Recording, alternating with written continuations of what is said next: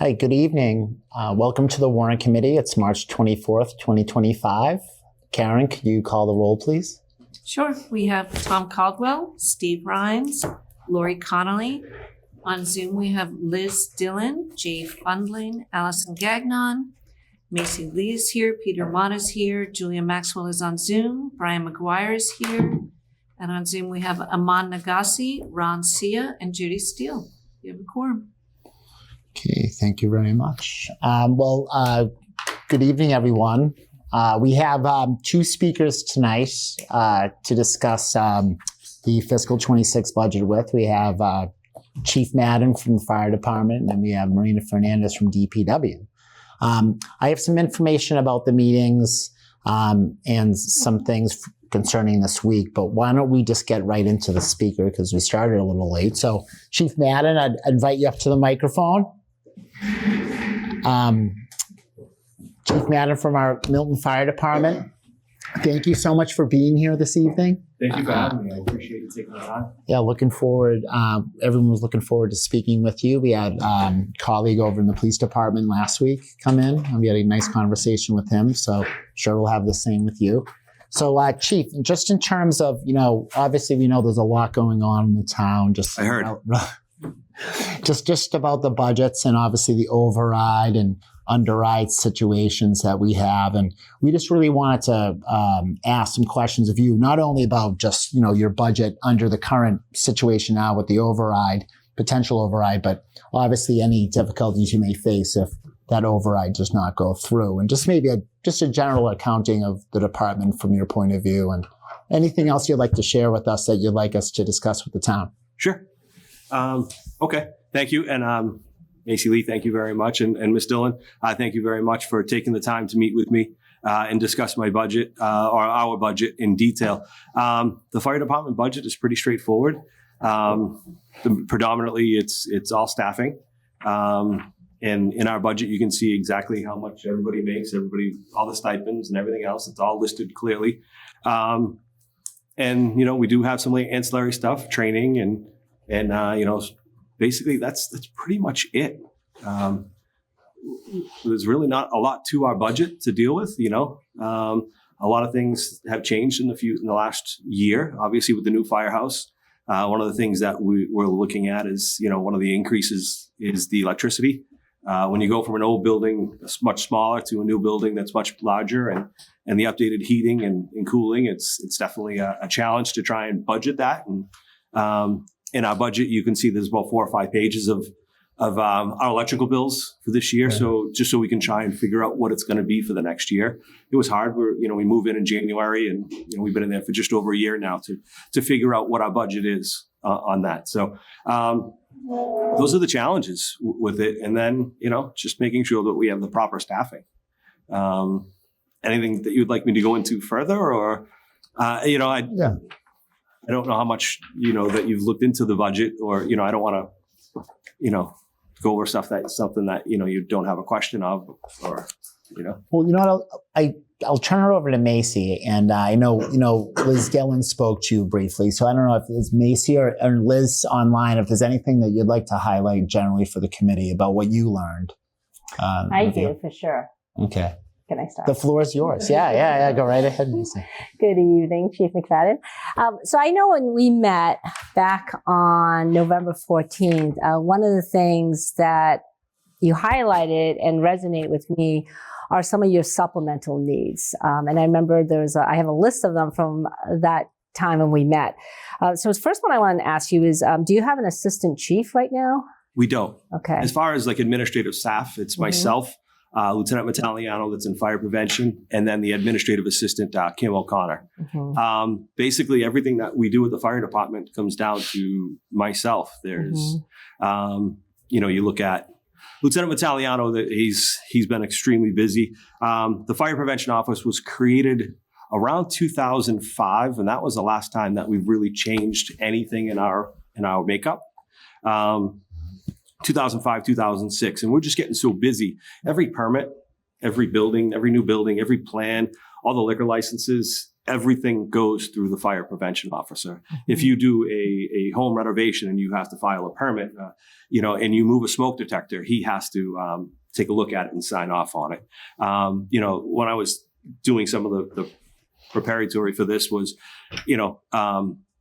he's responsible for over 800 inspections, fire drills, permits a year. That's pretty lengthy. You look at, a new building that we're trying to figure out the budgeting on him and how to figure out something like, the ice house project. And we're close to about 30 hours alone just on the ice house project, just that project alone. And, they recently just did some testing there. Every device has, so the assistant chief, so basically when you ask that, it kind of goes into twofold, right? Like, is the fire prevention officer, the administrative stuff, he's overwhelmed and just has a tremendous amount of work. And then, anything that he can't handle, then it goes right back to me, or anything that I need him to take a look at. We go back and forth, and we go through something like the Ice House project together a lot. You do the site plan and take a look and make sure the site plan works. And then we go through the plans and you review all the plans, making sure everything's in the exact same spot. And we have conversations about what should be done, what shouldn't be done, where should the smoke detectors be, where should everything go. Something like, philosophical, where are we with like EV chargers? Should they be inside? Should they be outside? Is there enough fire protection in there if they are inside? Should they be outside? So, going back and forth with the contractors and the developers, these projects take a lot of time. So when you look at how busy the administration is, just not having an assistant chief is extremely it's tough. It's tough. A lot of the stuff gets put on the day-to-day staff. The deputy chiefs, I lean on the deputy chiefs a lot. The deputy chiefs, in charge of our record management system, our IT. It's they do it. We had a problem with with our vendor, and the deputy chief would email, and then 2 days later he would get the email back because he's off for those couple of days, and then his next shift he'd come back and do that. And obviously I would CC on that, and I'd try and handle that and go back and forth. And then, there's just a lot going on. Vehicle maintenance, building these firehouses. I love the opportunity to build a firehouse, but I can't wait for a day that I don't have to oversee that project. And the fire station building committee does an amazing job with our OPM, but it still comes down to me because I'm the person that's there at the time. So you look at these larger projects, you look at, the MBTA communities and trying to figure out where we are with that and where the role fire prevention will play in something like that when we start changing zonings. All these buildings going up, the 40Bs, fire prevention is there. Then you just look at the day-to-day operations and the changes in the fire service. The fire service has changed drastically in the 24 years that I've been on. You did a couple of medicals, you did, a couple of fires, you did a couple of car accidents. And now, you get hazardous materials that's become prevalent and you got, something like the active shooters, like that is changing thing, right? The hostile events that we respond to now. And it's not even just the active shooter. It's the mental health calls that we still go to. All the medicals, we did change to about 4,500 incident responses this year.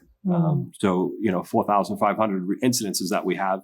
It's everything. So when you go back to that, the training that we have to do, and that's all dictated by myself. And we do have a training officer. We give him a stipend, but again, he's on shift. The training officer, he actually had a doctor's appointment today and was in the area. So he stopped in and we talked for an hour. Like on his own time, we talked about some different trainings that we could have coming up. So having the assistant chief and just, being able to delegate some of the work. One of the things that I would love to see is our website. You know what I mean? I haven't touched it. Every time I try and sit down and look at it, I was looking at like Hanover, Mass. They've got a great fire. You know what I mean? They do, but they have 5 or 6 people in their administrative staff. They staff that handle that, and I keep it there. It's on my desk and I sit there and I thumb through it. I'm like, man, this is nice. This would be great, but it's just every time I sit down to do something, something else happens and I get called away from my desk. And so the assistant chief is definitely a position that would be great. I remember when we had scheduled, can I continue, Chair? Yeah, and then I'm going to go to Liz after this next one. I remember when we met, we had to cancel our meeting several times because of the brush fires that are happening in the Blue Hills. Yes. Has that impact the climate change that we're all experiencing? Has that impact the need for additional staff? For example, you had mentioned about how you don't have enough staff for the apparatus that's required. Can you discuss that too? Sure. So the NFPA, which is basically the NFPA sets the standards across the country and across the world for firefighting. They do a lot of fire prevention. They do electrical code. They do the life safety code. They do all of that. One of the things that they do is they, is what your staffing should be. In a perfect world, to a well-involved building fire, we should have 17 firefighters responding and on scene in the first 10 minutes. Milton has 11. Our minimum staffing is 11. We have 3 engines in town. Obviously, one here at headquarters, one at Atherton Street, which is engine 4, and then the one in East Milton is engine 2. Each of those engines has a lieutenant and 2 firefighters, so you have 3 firefighters on each of the engines. The ladder truck that we have that's stationed here has 1 firefighter. The NFPA says you should have 4 firefighters,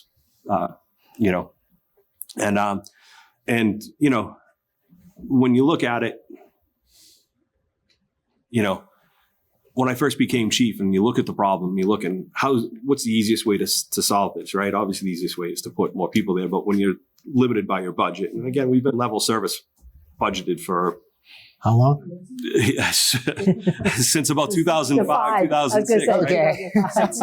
And 2001 is actually after September 11, 2001, when I got on.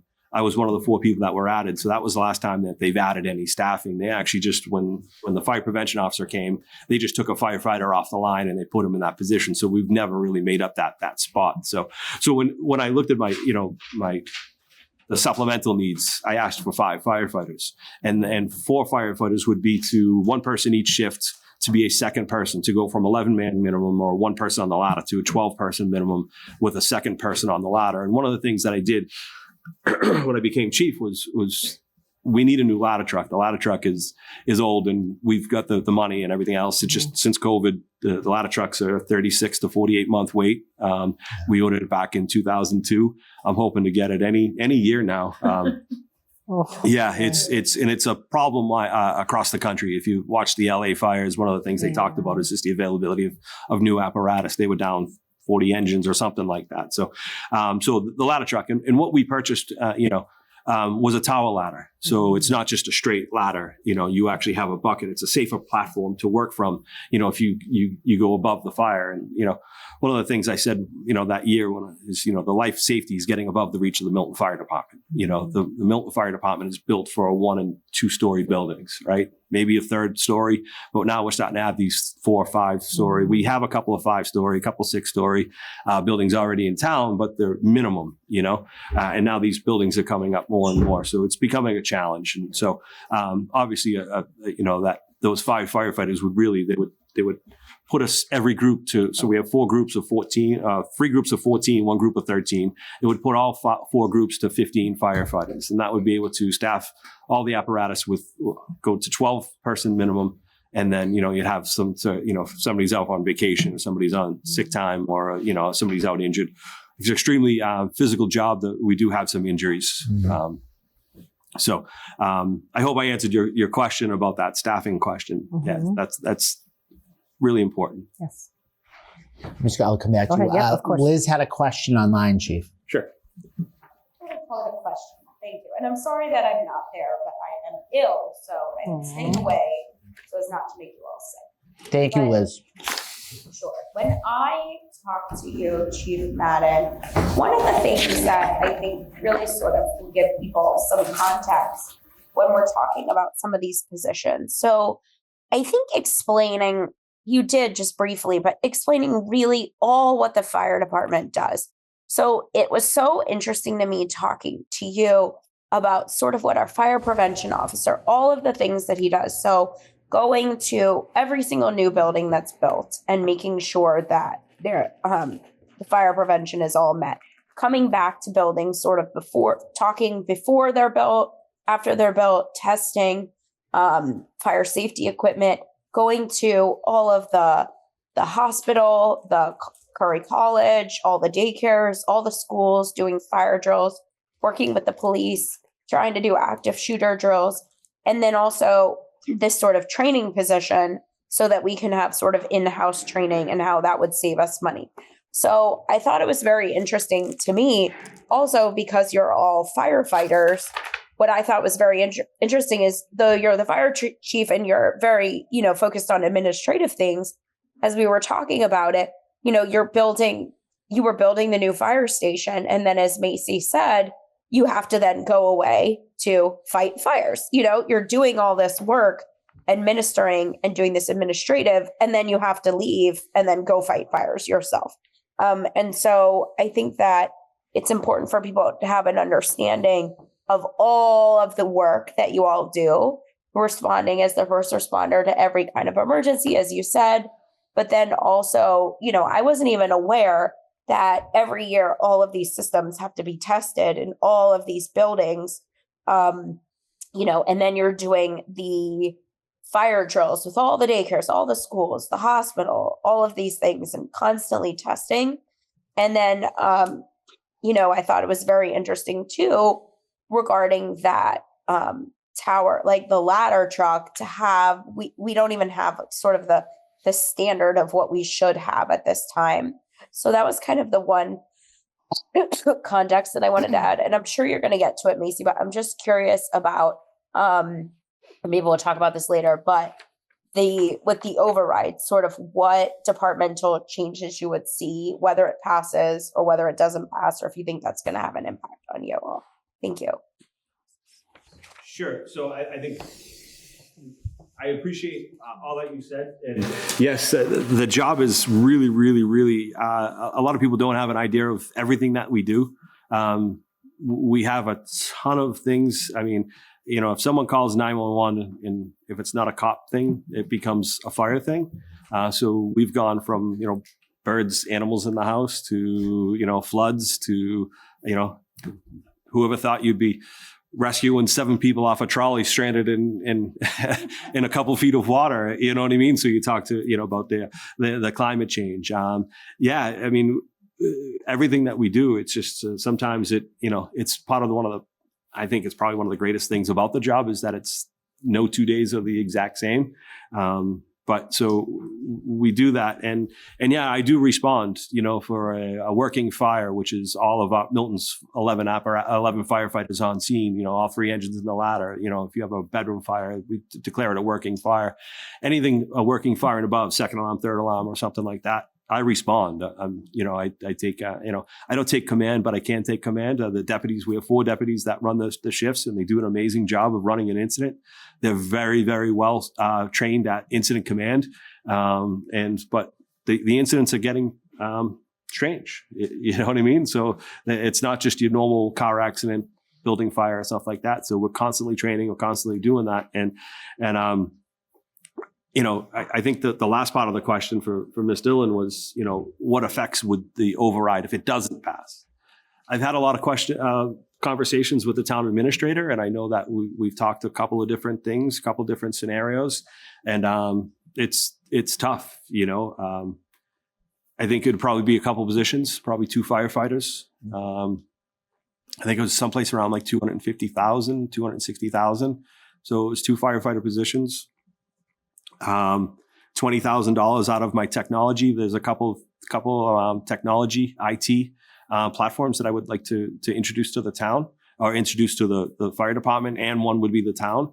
And then there would be a $40,000 reduction in new equipment. And obviously, when you look at, I think one of the things that I was talking to somebody recently is, when I first started as chief, it was $25,000 for a set of Jaws of Life. Well, now it's probably $20,000, and the Jaws of Life has the spreaders, the cutters, and as it called a RAM. So now it's like $20,000 per piece. So, it's like $40,000 to $50,000 for a new set of jaws. And it's just one of those things where inflation is just taken over. Everything in the fire service, like I said, the fire engines alone, when Chief Grant before me was buying an engine, it was $450,000. Well, when I bought, right after we purchased the ladder truck, we went for an engine that was $850,000. And I'm looking for another engine next year because we have a 3-year, 36-month wait. That's at $1.2 million now. So everything in the fire service is just, so that $40,000 reduction would be detrimental to anything we purchase. And then, the final piece of that would be a $25,000 reduction in overtime. So when you look at losing 2 firefighters, and you look at a $25,000 reduction in overtime, well, to keep that 11-person minimum, it'd be a real challenge. It's been a real challenge the last couple of years where we've always been level service, so we don't really get that huge increase in to be where we are with overtime. So the overtime budget would definitely hurt, and we would have to have a really, really good year with injuries and making sure everyone takes their vacation and their sick time. And this year we had 5 members have children, so you know what I mean. So hopefully they got it out of their system. So next year, if we do, it doesn't happen again. So it's just a challenge when you do that. So when you do lose those positions, it would hurt. It would hurt the fire department tremendously to not go. And Chief, I have a question for you. A couple, actually. Sure. I'm going to follow up on the new ladder truck with the bucket off the end of that. Yep. When did you say you ordered that? I believe it was 22.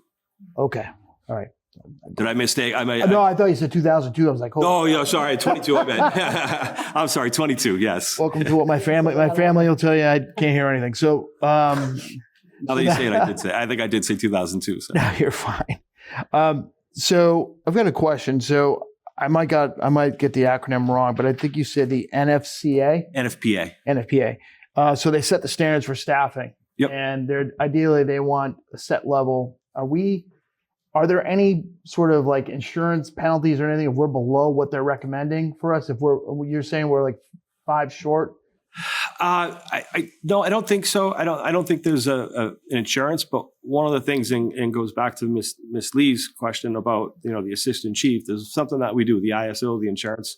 So they rate your fire department. And I think we're a class 3 department right now. Okay. And one of the things, or a couple of things that they look at is they look at your ability to, staff everything.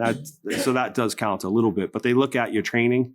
They look at your ability to your fire prevention. They look at a lot of the equipment you carry. And so one of the things, and having this new firehouse, I can't speak enough about this new firehouse is the ability to train. And so, we have the ability to get to a class 2 or a class 1 fire department, which will reduce your insurance rates. But we just need the staffing to put that training, in place, and to make sure that we keep accurate records of it. And some of the other things that we do is, you get points for doing a pre-incident plan. So we'll basically go to Milton Hospital and say, this is where the closest hydrant is. This is where the standpipes are. This is how this system works. This is all the hazards, like the oxygen. This is all the, the sharps. This is all your infectious. This is the morgue. This is, where they clean all the equipment. If you sit there and you create a pre-incident plan and have it in there, you get kind of points for that. So, just having that staff, and, Lieutenant Vitaliano in fire prevention, he's got a lot of the information, but just to put it from where he has it into a document that can go online and be useful for the fire department is one of the things that we're missing. The fire department, the new firehouse, with the old firehouse, it limited us a lot. It limited us in training. It limited us with our infrastructure. It limited us with our safety. It limited us with a lot of things. This new fire headquarters is actually a game changer. We just need the people to get in there to use that space and use the spaces that we have. And then the other part of it, it's going to keep our firefighters safe. So we have the ability to better ourselves, but we just need the staffing, and we need the IT, and we need the infrastructure we have the infrastructure. We just need just to cross that hurdle and just to get us where we need to be. Yeah. I visualize you as rolling up on a scene. Everything's on a tablet. pulling up the blueprints when you're there on the fly. I mean, that's best case, but I know it seems to, does it align to where you're looking to leverage AI for on-site response? Is that, can you tell us a little bit more about that? I saw a little note that you're looking to leverage AI to increase sort of public safety across the town. Is that? So there's a couple of different things. So I know, one of the things that we went to a new record management system a few years ago with the police. And we've been trying to get the software. So we had to get the software right to, how we could keep our records and keep it, locally, statewide, and nationally. And, and then we got that down, and then we worked with fire prevention. So now fire prevention was the second step, because again, I'm just one person. So to try and take all that software and input all that software and go to that next step, with Lieutenant Mattaliano and fire prevention. Now we're right where we need to be with keeping our records, all of our incidents, and we're right where we need to be with our fire prevention. And the next step, there's a couple of next steps. One would be to put tablets in all the engines, so we can have all that stuff at our fingertips, and just having the person to do that, and to make sure that and we're working with PD. They have somebody that is in charge of theirs, and we're working with PD. So we are going to that. So that is the next step. But there's a software, and it's really not AI. It's called Craig 1300. It's a community risk reduction software. And what it does is it takes a lot of information. It takes a lot of information from the census. It takes a lot of information from, one of the things that they talk about is the, when I did the training on it, floodplains, and they'll take all that map, and it's about 20 different pieces of information, and it downloads everything into it. So we could use it. It'll map everything. It'll tell us where our car accidents, and we kind of all know where our car accidents are happening, right? But it'll tell us where our car accidents, it'll tell us where our brush fires are. It'll tell us where we're getting a lot of our medicals. It'll tell us where, and one of the things that I saw over the summertime is when Tennessee and North Carolina had those epic floods. Yeah. And one of the things that they said was that they didn't realize that they had a community downriver that was predominantly Spanish speaking. And when they put out their emergency alerts, they put everything out in English. So that little area was wiped out, and they had a few fatalities out of that. This new software will tell us where our Spanish-speaking people are, or, because it takes all the information from the census. And so when you look at community risk reduction, we can say, okay, if we're having a fire problem in here, well, maybe we need to start putting it out in a different language in this neighborhood, or, it just helps us identify it. So that's one of the things that would be lost. Or I would find the money for that, and the Board of Health could use it, and DPW could use it, and the police could use it, and you would have the LEPC, we would use it there, to really get a good idea of where our hazards are and how we can make the community safer. Thank you. Jay online, and then back to Macy. Okay, thank you. Can you hear me? Yes. Okay, great. Thank you, Chief. Thank you for coming here, and thank you for your service to town. I've got two questions. The first one is, if I look at the level service budget for the whole town, last year to this year, the biggest increase, no surprise, is schools. Second biggest increase, no surprise, is health insurance. The third biggest increase, at first glance, appears to be the fire department. Is that largely or entirely due to the union contract, or can you speak to, it looks like it's about $1 million of increase, with most of that being salary and overtime? Yes, that's predominantly most of it is due to the union contract and raises and contractual, all the contractual stuff that goes with that union increase. They didn't have a contract for 3 years. They went to arbitration. So when you look at 3 years worth of raises, 3 years of everything, all bunched up into one, that's pretty much what that whole thing is. There is a little bit slight increase in overtime, and you'll see the overtime budget there. But actually that was a misprint. So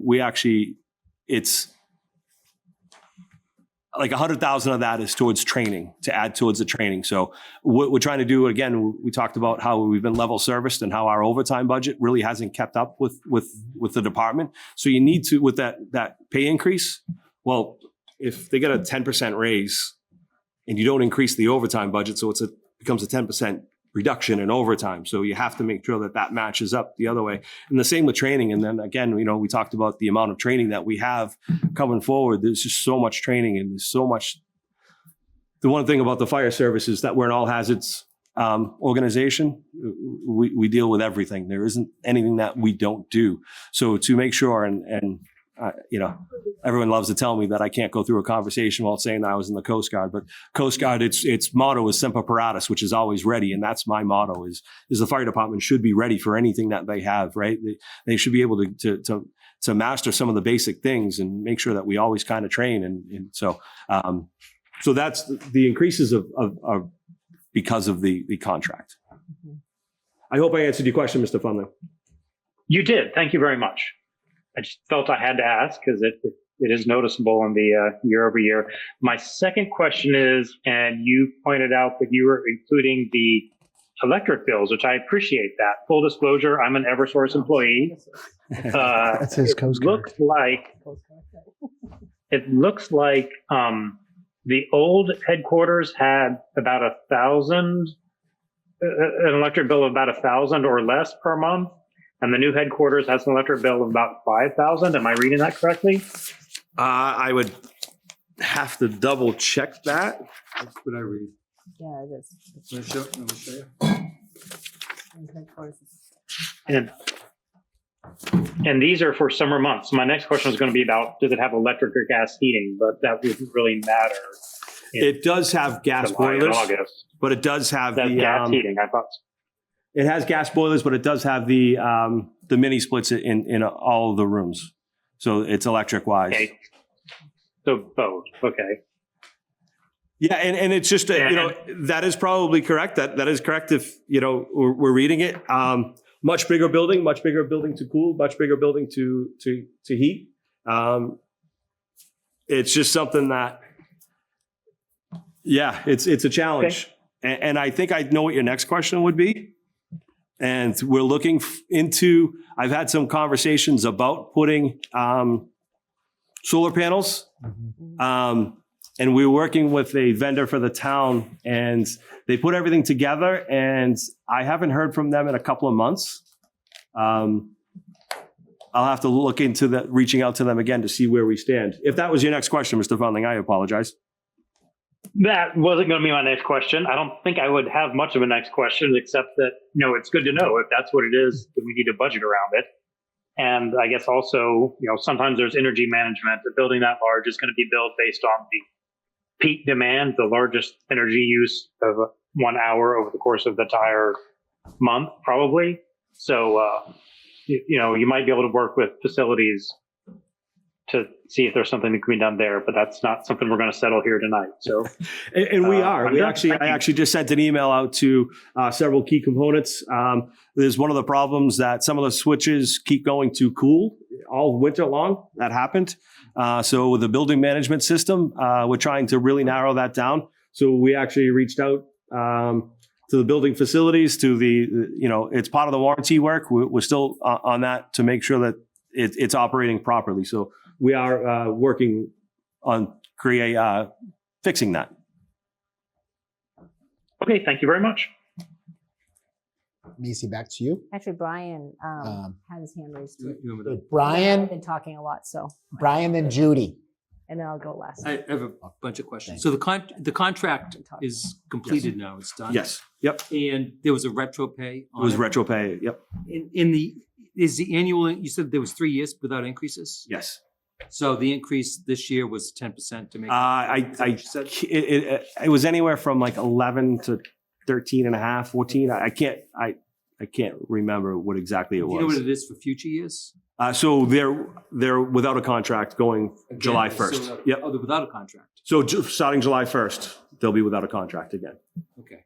So they I had a conversation with the town administrator today, and they started the preliminary talks to go into contract negotiations. Okay, gotcha. on the electrical,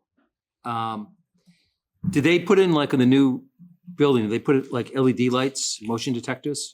Yep. So everything shuts off? Everything shuts off. Yes. It might be worth it to get the electrical company in just to see why the bills are so high. It still seems pretty high.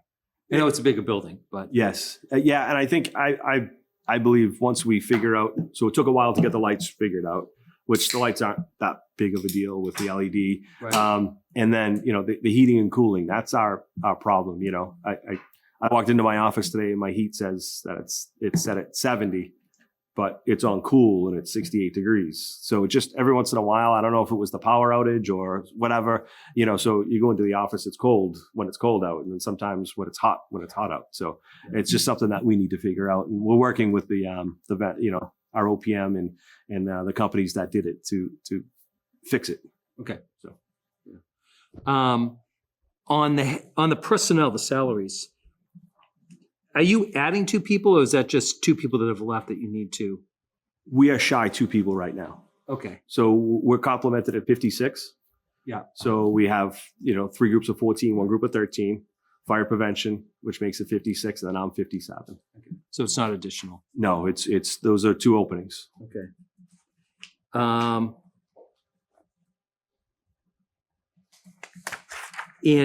Sorry, but you talked about the ladder truck? Yes. So I'm going to go back to that.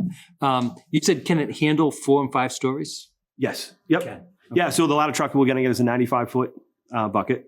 90. Our current one is a 100-footer. But I figured losing the 5 feet also saved us 4 feet. So 5 feet in length, which can still reach the 6th floor. So 5 feet in length, but we also lost 4 feet in length of the truck itself. So maneuvering around town was a little bit easier. I figured with one person, it's a safer platform, and then it's just easier to maneuver minus 4 feet in the overall length of the truck itself, not just the ladder. So it can still reach the 6th floor of the Unquity House. It'll still reach the top of the hospital. It'll still reach the 5th floor of any place that we have. So, how long does like the engines and the ladder truck last? How long do they usually last for you? So Chief Grant put in a program where, we have 1 ladder truck and we had 4 engines. 3 engines are in service, and then the 4th one is the backup in case anything happens. So his idea was to every 5 years replace something. So a truck would stay in service for 15 years and then spend 5 years as a backup.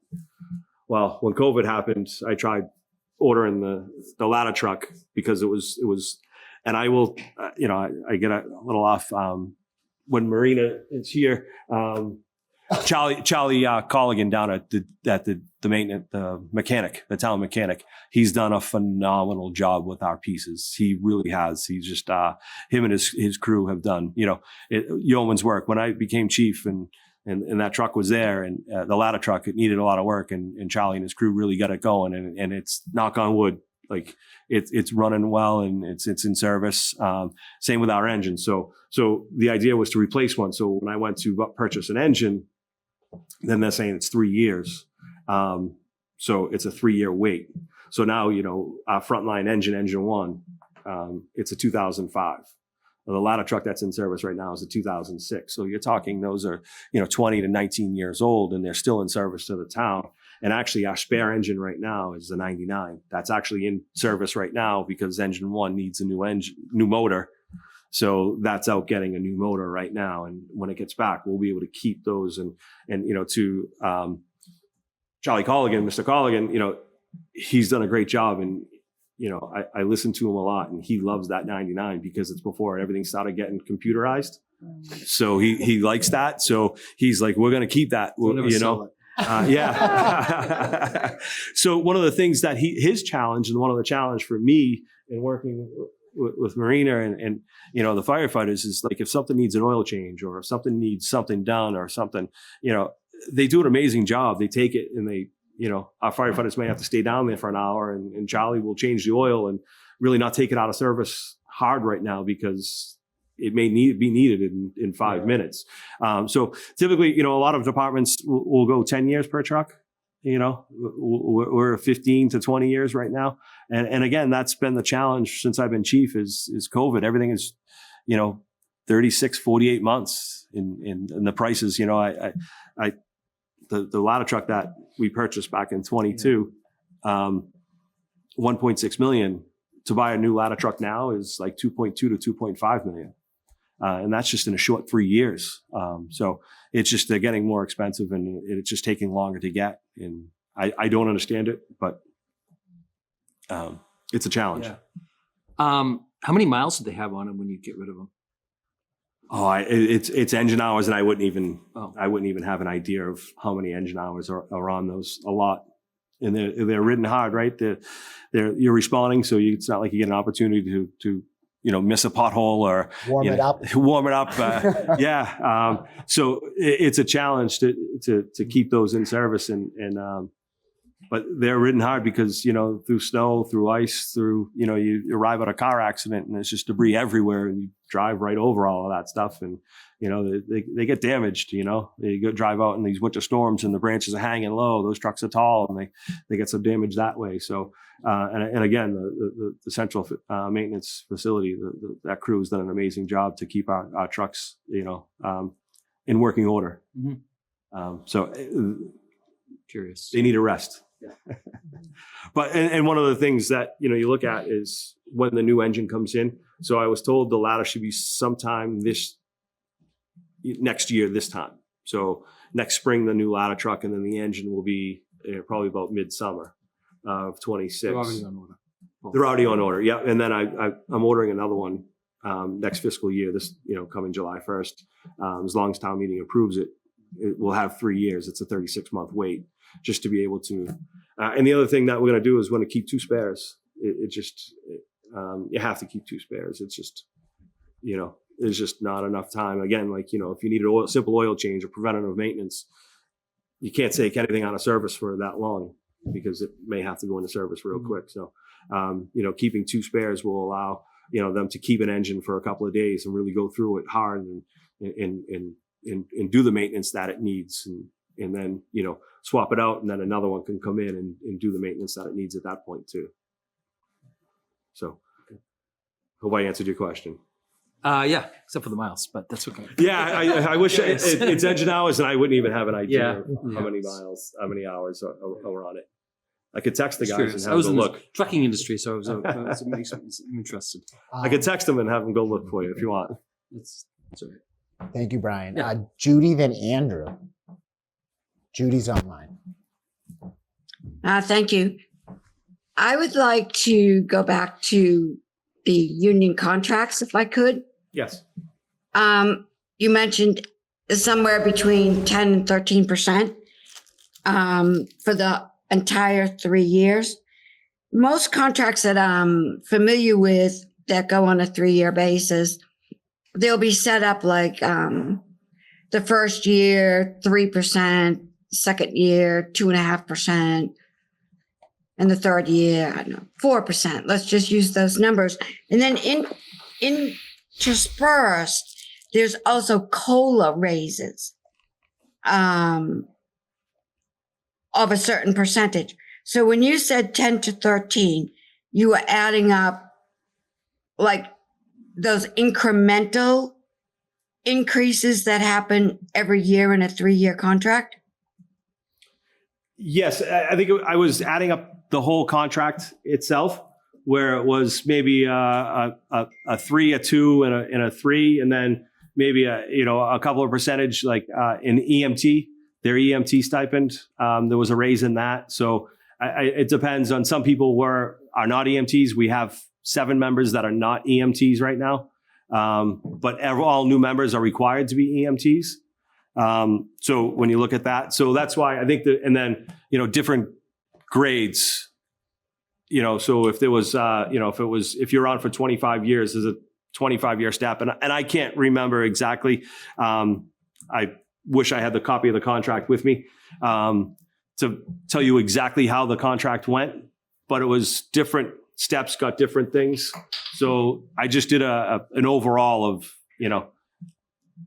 10 to 13%. I can't remember. Somebody may get a 10% and somebody may get a 13% is kind of where we are. If that makes sense. No, I'm pretty familiar with contract negotiations, actually. So this question, staying on contracts, how is it that it takes you so long to get a contract? You're running up to a deadline, and then you're starting a new contract that doesn't seem to get negotiated in a timely manner. Can you speak to that? I guess the biggest thing, and it's hard for me to speak on this because, you know, the town has what it can offer, and the unions ask for what they believe, and going back and forth between the two. You know, they couldn't come together as an agreement, so it went to JLMC, so that's what took so long. They're awarded the contract, I believe, last June. So it's not like it just happened and now they're without. So it was about 2.5 years, you know, just about in that time frame. So, you know, I can't really speak for the union, and I can't really speak for the town administrator, but I know it's one of those things that there was no lack of trying. I'll say that, you know, it's just one of the things that is hard to explain. So who does, if I could stay on this, who does your contract negotiations? Is that a local person? Someone from your union? So we have the local 1116. They have their e-board. They do the contract negotiations. And then you also have the town administrator. As myself. The company. Yeah. You know, we do the contract negotiations for the town. And the other part about it too is there were a few different town administrators in that time frame. So that kind of slowed things down a little bit. I think in the last 3 years, we've only had, I think Mr. Milano came on 2 years ago. Yep. Maybe a little bit more. That contract negotiation started with Mr. Dennehy, and then it went through Ms. Fagan during her interim, and then finished with Mr. Milano. Okay. Most unions that I know of and worked for try and avoid arbitration at all costs. It's better they find from experience that it's better to negotiate on your own rather than have a third party make the decisions for you. How often do you go into arbitration? Do you know? I believe that would have been the first time in my career. I can't be sure if that was the first time that we went into arbitration. I think it was the first time. I think we've gone down that path before a couple of times, but it never got to the arbitrator's award. But I can't be sure on that. I don't want to speak out of school on that. Yeah, you settled pre-arbitration. Yes. So yeah, before that third party actually made that decision. Yeah. Okay. Thank you very much. Thank you, Judy. Andrew. Chief, good seeing you again. Good seeing you again. I have a couple of different questions. One, starting with the engines. You mentioned that typically you see some departments keep their engines 10 years. Yep. And we are keeping them roughly 15 to 20 years. So if you're talking about 50 to 100% longer, has anybody looked at the cost of maintaining them those longer and whether the trade-offs make sense? I have not. I don't believe that we have. That's something that I know that working with Charlie down at Central Maintenance, I believe that's something that we started talking about, that where you can track it better. You know, and again, that's software and having the ability to track and see how much each one costs. Is your sense that maintenance costs are steady or hockey sticking as you get older? It all depends, you know. Engine one, I rode that engine for 10 years and never gave us a problem. And just recently it started leaking oil, and, you know, you're talking 20 years. And, you know, it needed a new motor. It's just what happens, you know. So I think cost effective, I think that engine was a good engine. One of the ones that before we had our old engine one. It seemed like it was broken on a regular basis. So it's hard to say. It comes down to each engine, and talking to fire chiefs, fire chiefs will say, well, I don't like this brand, I like this brand, and I like this brand. And it was like we were doing there's about 4 different companies, and I'm going from this company to this company because that company doesn't do well. And everybody was changing to a different one. And the company that we have, E1, is out of Florida. All of our engines are the exact same. And we have all the parts, and the mechanic's really comfortable with it. So we stuck with that. And, I think he has a pretty good grasp. So it's something that I know he wanted to start looking at that and see where we are and, get a good cost effect. See what the costs are on maintaining those. And sticking on the topic of engines, you had mentioned the ages of some of them. Ideally, you would stagger the life cycle of these so that you're not taking on one-time costs of huge lumps. Are you happy with the current sort of staggering of engines across the town? I think it makes sense, and I know that it's hard when you look at $1 million a piece now. I think $1 million every 5 years versus $2 million every 10, and I think. The other thing, it staggers it, right? It gives us a couple of years to really figure out where we are and plan for that. So I think if we went, buying all 4 engines at the same time. No, got it. Yep. Yeah. I think all 4 engines would start to fall apart at the same time. And then you'd be, running the risk of taking everything out of service at the same time. So I like this plan. I think Chief Grant did a great job coming up with this plan.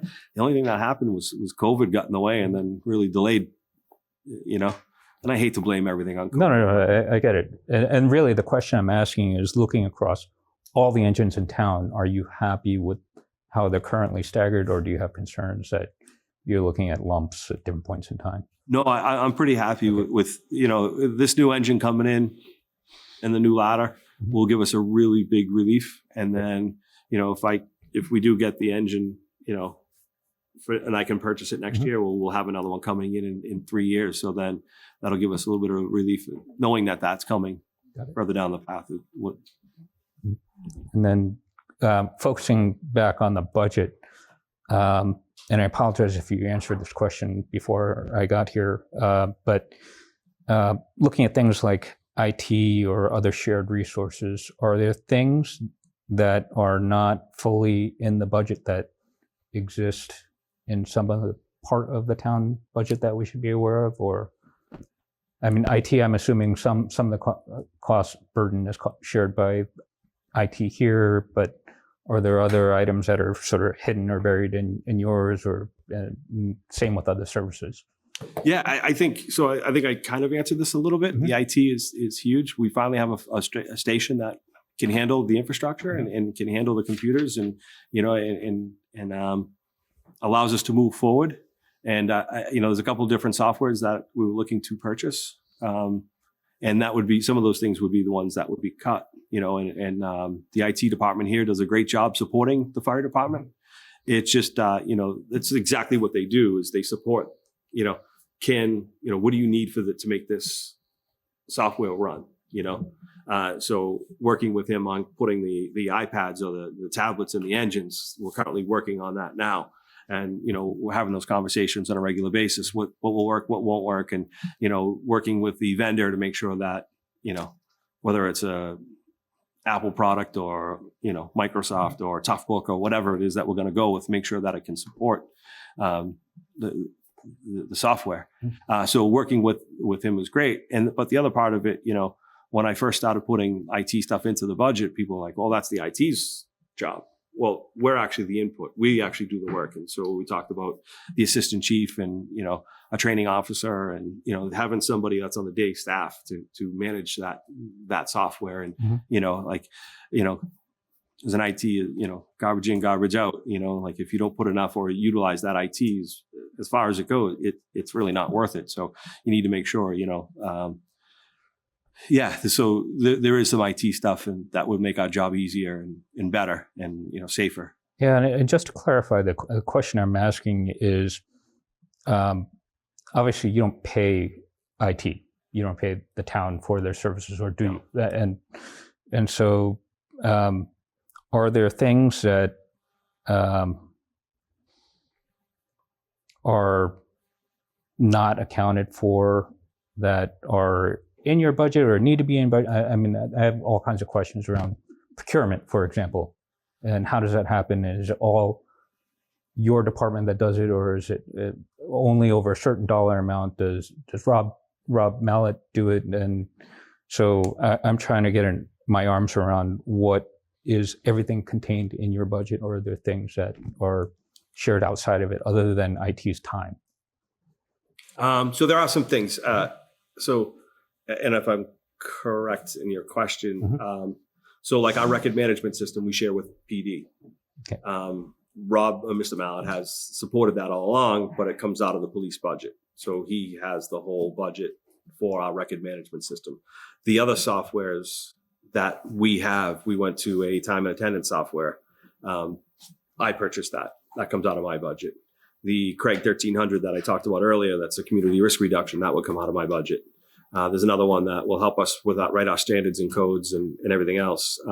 That would come out of my budget. So the IT for my department would come out of our budget. So Got it. And the reason, just to explain why I asked that question, is I think there could be some centralization and cost savings, and if different people or different departments are using different time and attendance software, for example, right, it just complicates things. And but that's great. Thank you. Thank you. Macy, before I just have a couple. Yeah, of course.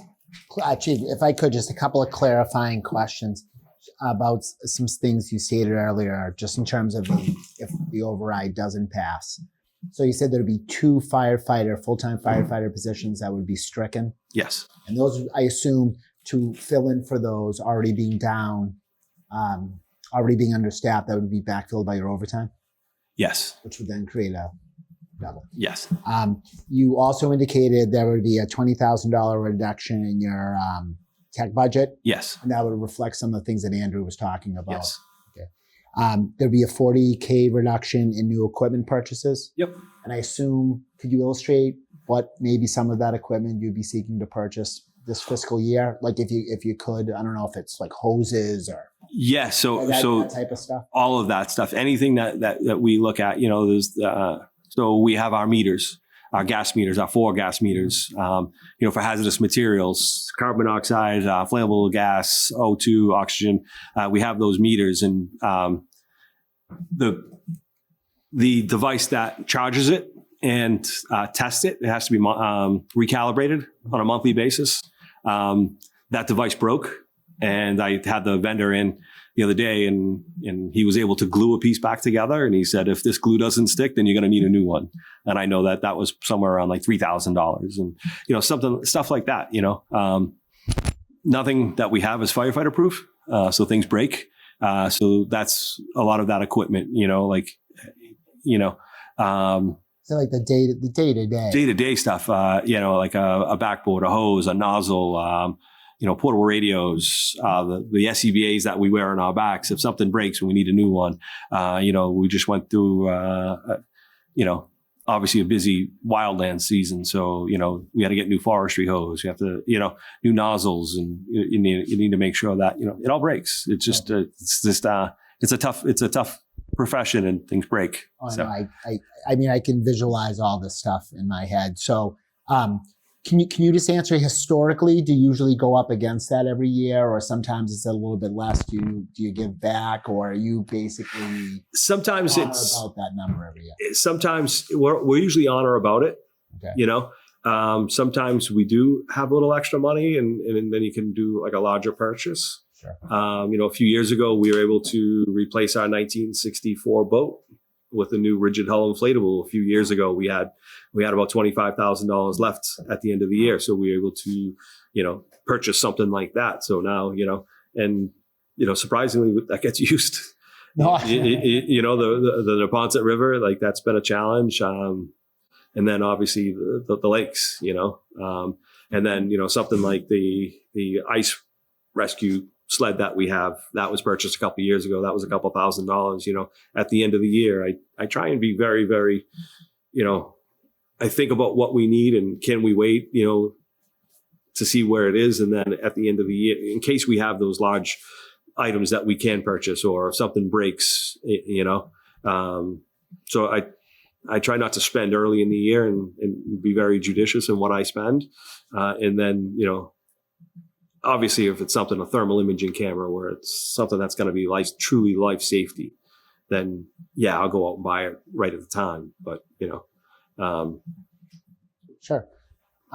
So that encapsulates about like $250,000 cut.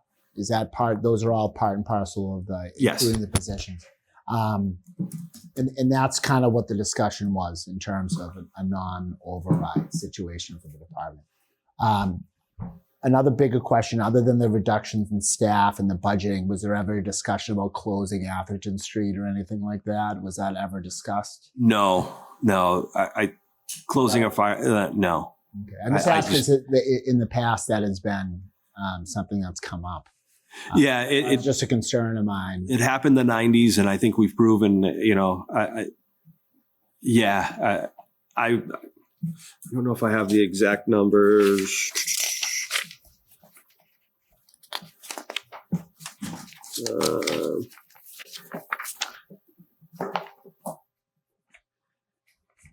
These numbers. Engine 1 is our busiest engine, which is out of headquarters. And then engine 4 on Atherton Street is our second busiest. And you have a large, I guess what you would say, target. You know what I mean? Like something that we would really take a look at. You have Fuller Village. You have 1200 Brush Hill Road, which is an elderly complex or a nursing home. You have Curry College. You have a large possibility of loss of life up there. You know what I mean? The college kids, God knows what they get into. They've been very, very good this year. And then, you have 30 Curtis Road. You have a lot of big high target areas that we would need the protection. And so I think it would be very, very difficult to close any of our stations. Like I said, we do 4,500 runs. And almost 10,000 responses. So when I say 4,500 runs, that's 4,500 incidents that gets one number. But say that one number has 2 engines and a ladder and a deputy chief responding. So that's a 4-unit responses on that one run. We're almost 10,000 runs. So I think of closing any kind of engine would be a severe, severe blow to the protection of the life safety of this town. I just wanted to, didn't know if that was... No, right now, no. Okay, that's good. Very good. Okay, Brian? I wasn't sure I understood that. So you said that you do 4,500 runs in a year? Yep. And you send out 2 trucks?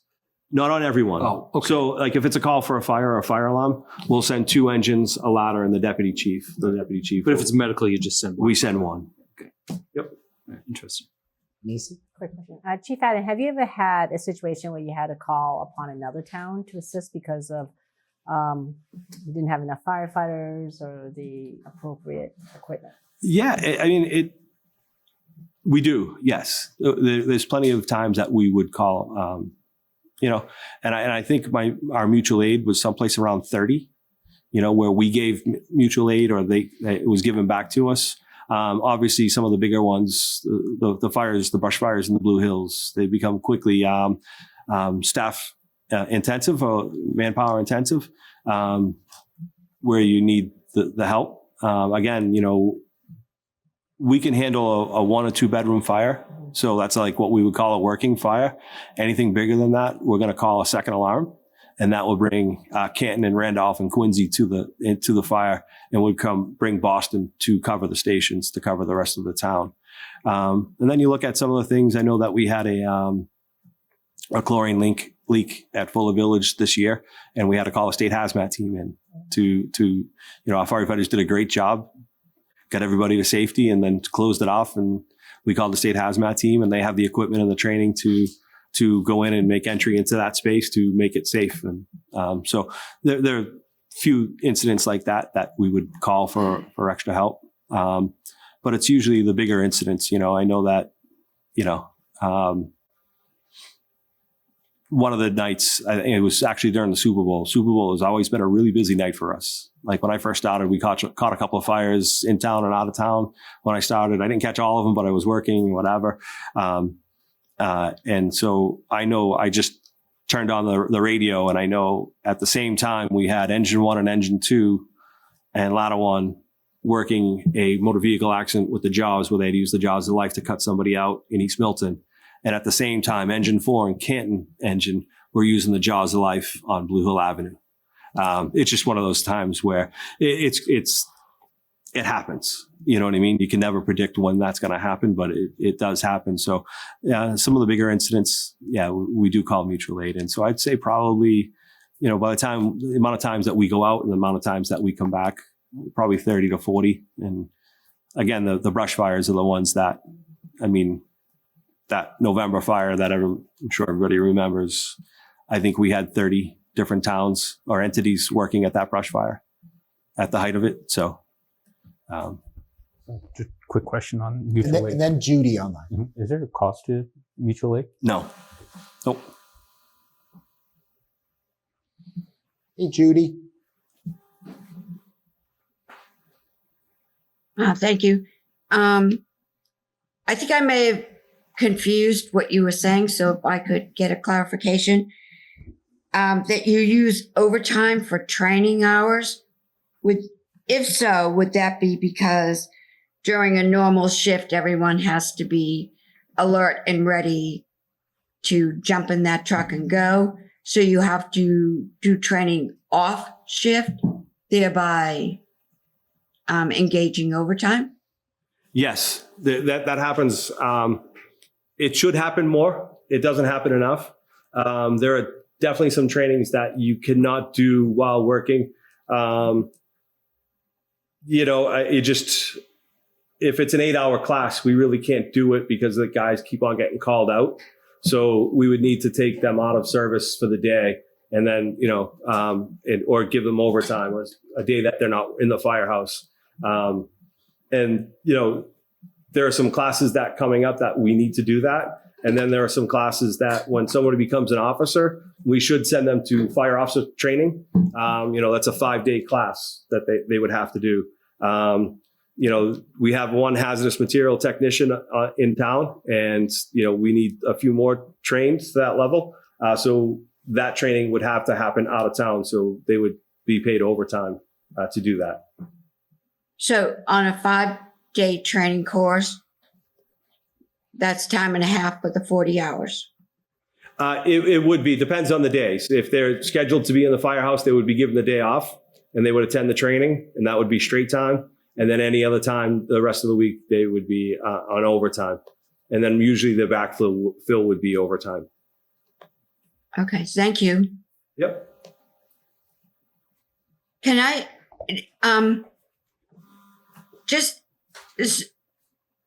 so I wish, Jay, can you hear? You have that cool little chart all the time.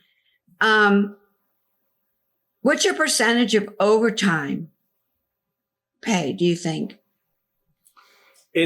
So I know that one of the standards that most fire chiefs that I talk to, I belong to a couple of different organizations, and one is Metro Fire, is everything inside of 128. And they like to keep a standard at about 10% of your overall budget would be overtime. And we have been just under that or just right around that. But we spend over that. It all depends on, who's retired and who's injured and who's sick. That differs from year to year. Okay, thank you very much. Sure. Thank you, Judy. Lori. I'm very interested in your stats. My stats. The stats, the 4,500 trips, and Yes. whether it's 1, 2, however many. Sure. Trucks go out. Yep. And what types of calls they go on. Sure. Yeah. So And do you, when I saw your trucks, do you post those online? I really don't, and it's something that I need to get better at working with the software.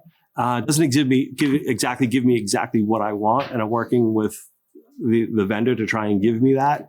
Unfortunately, the vendor that we have, he's very police centric, So when I ask fire questions, it throws him off. So then I have to find his fire guy. Yeah. So it's one of those things. So yeah, we did 4,432 incidents last year, 2,948 medical calls.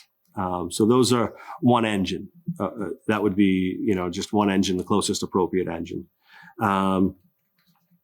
We had, let's see if my eyes are correct. I got my eyes checked today and they said I was good, but they put all those drops in it. So, so I think we had basically 2,948. We had 46 what we call either brush fires or outside fires, and a few of them got to several acres. So a few of them were a little bit on the larger side. We had 18 what we call structure fires last year. Brush fires could, it could be one engine. It could be somebody's, off the side of the road, say off the side of Blue Hill Parkway, and it takes 2 minutes. It's 10 by 10 area. It could be a brush fire, or it could be 50 acres. So it all depends on the size of the brush fire and the access. Yes. Structure fires, we had 18. And so when you look at that, that's usually 2 engines and a ladder and the deputy chief. So that would be 4 responses on that. And then if it is a structure fire, we'd probably go to that working fire assignment, and that would bring our 3rd engine to the fire. And then it would require mutual aid to come in. And that's when, and it's just, again, it all depends on the size of the fire and whether the fire can be put out real quickly. And, the last couple, I will say, and I use this terminology, this story, right after the firehouse was built. One of the things is a training tower in it, and we can use it for real life-like simulations. And we can't put a fire in it. Believe me, we'd love to build a fire in there. And but it's a concrete stairwell that goes up 4 stories. And on the 2nd floor, there's a room there. And it's just a concrete room with a door and a window and everything else. And so we did every week we do a training. And that's what they trained for the week. So all 4 groups and all 3 engine companies and the ladder company had to pretend that room was on fire. And they geared up. There's a hydrant out back. They took the hydrant. They dressed the hydrant. They got a hose line. They went up to the 2nd floor, full gear, dragged the line in, and then sprayed water out the window. And the fire service has a saying: the fire goes as the first line goes. So if the first line can get in there quickly and efficiently and get water on that fire real quick, then that fire usually stays manageable in size. So we did that training Monday, Tuesday, Wednesday, Thursday. Friday was an off day for training that day. But that Friday night, they had the Steel and Rye fire. And the Steel and Rye fire, they did an amazing job. If you've been in Steel and Rye, you know how big that is. Well, the first 2 company, when they got there, they had smoke right to the floor and trying to find the seat of the fire, using a thermal imager, using everything that they're taught to try and find the seat of the fire. They found that seat of the fire pretty quickly, and they found it in the kitchen area, and they were able to extinguish the fire pretty quickly. And so when you look at, say, and I'm not sure what the ultimate loss was, it was a couple $100,000 loss, but I know that they were shut for a month and their employees. So you're talking in the millions of dollars probably by the time that was opened. So you look at, a couple $1 million loss, but when you look at the whole building itself, right? You look at the whole building, you still have the businesses downstairs, the businesses that go up along the side. There's a significant save for our fire service, for firefighters. They did an amazing job. On Saturday morning, they had a basement fire, a dryer fire, and same exact thing. That training allowed them to, that first line, get in. You probably don't know where Macy's basement door is, so getting into somebody's house and trying to find that basement door and getting down, and God knows what happens, what's in my basement that you've never seen, right? To get down into that, to get into that basement and putting that fire out and keeping it to $100,000 loss. You know what I mean? But the training really paid off. And the same thing happened Sunday afternoon. So you had 3 working fires. We called them working fires. Actually, Steel and Rye was a second alarm because of the size of the building. So, but that basement fire was maintained at a working fire because they got in real quick and they were able to knock the fire down. The same thing Sunday afternoon, we had a bedroom fire. And that was kept at a working fire because they were able to get the line in place and put the fire out, knock it down real quick. So it all depends on what it is. Steel or rye, just the size of the building. And it actually turned out to be insulation in a freezer. It was outside the freezer, but inside the metal. So that whole insulation thing was it just created a ton of smoke, not a lot of fire. And they were able to unplug it, put it out, cool it down and everything else. But it went to a second alarm because of the size of the building and then how much smoke was there and everything else. The other ones were real active fires that they actually had to put a lot of water on to extinguish. So it really depends on the situation. Like who would have thought that going to a trolley call would have ended up being 2 engines and a deputy chief, So you have to take Everything is different. Yeah. So, most medicals are 1 engine. When you start getting into, when you look at, trying to think of some of the other numbers, alarm activation in investigation, almost 700 of them. And that's everybody with the ADT and the home fire alarms and everything else. And, they work, they do, they call us, and how many times we get there and people are like, I'm just burned dinner or whatever. It's great. We would rather see that than the opposite when we get there and there's smoke or heavy fire or heavy smoke showing. So they actually do a great job. But, when you get the call for the fire alarm, it's 2 engines, a ladder and a deputy, because if we just say 1 engine and all of a sudden the building is on fire, it's already too late, right? Because, that first line in, if, we only have 750 gallons of water on board. So if we don't get there that second engine doesn't get there right after them and then take that hydrant and feed into them, and, it becomes a challenge. So that's why, a standard response for a smoke in the building or alarm is 2 engines. We call it a box alarm. So it's 2 engines, a ladder, and the deputy chief responding. Vehicle fires, ever since, and I don't know if you know the name Tony Pickens, but Tony Pickens was a firefighter that was hit by a car a few years ago, back in 2005, I believe it was. And probably about 8-9 years ago, one of the things, one of our guys was almost hit by a car in a car fire, where we need to spread out, everything else. So we made that a standard response, that it's 2 engines going to a car fire now, right? It's that becomes our safety, and then whenever 2 engines respond, the deputy chief has to go to that and take command on that. So, so there are some different calls that are, 1 engine, 2 engines, or the full box assignment. So I hope I can talk. So. So can you talk about the wildfires in the Blue Hills? Like, did you have the equipment that you needed to deal with that? And how did you, there aren't any fire hydrants in the middle of the 50 acres. What do you do? So that's a really, really good question. So we do have a brush unit, and the brush unit isn't exactly the best unit that we have. And I know the assistant town administrator, Mr. Nick Connors, is working with him to kind of create or come up with a fix on that. So that's in the works. So and what's a brush unit?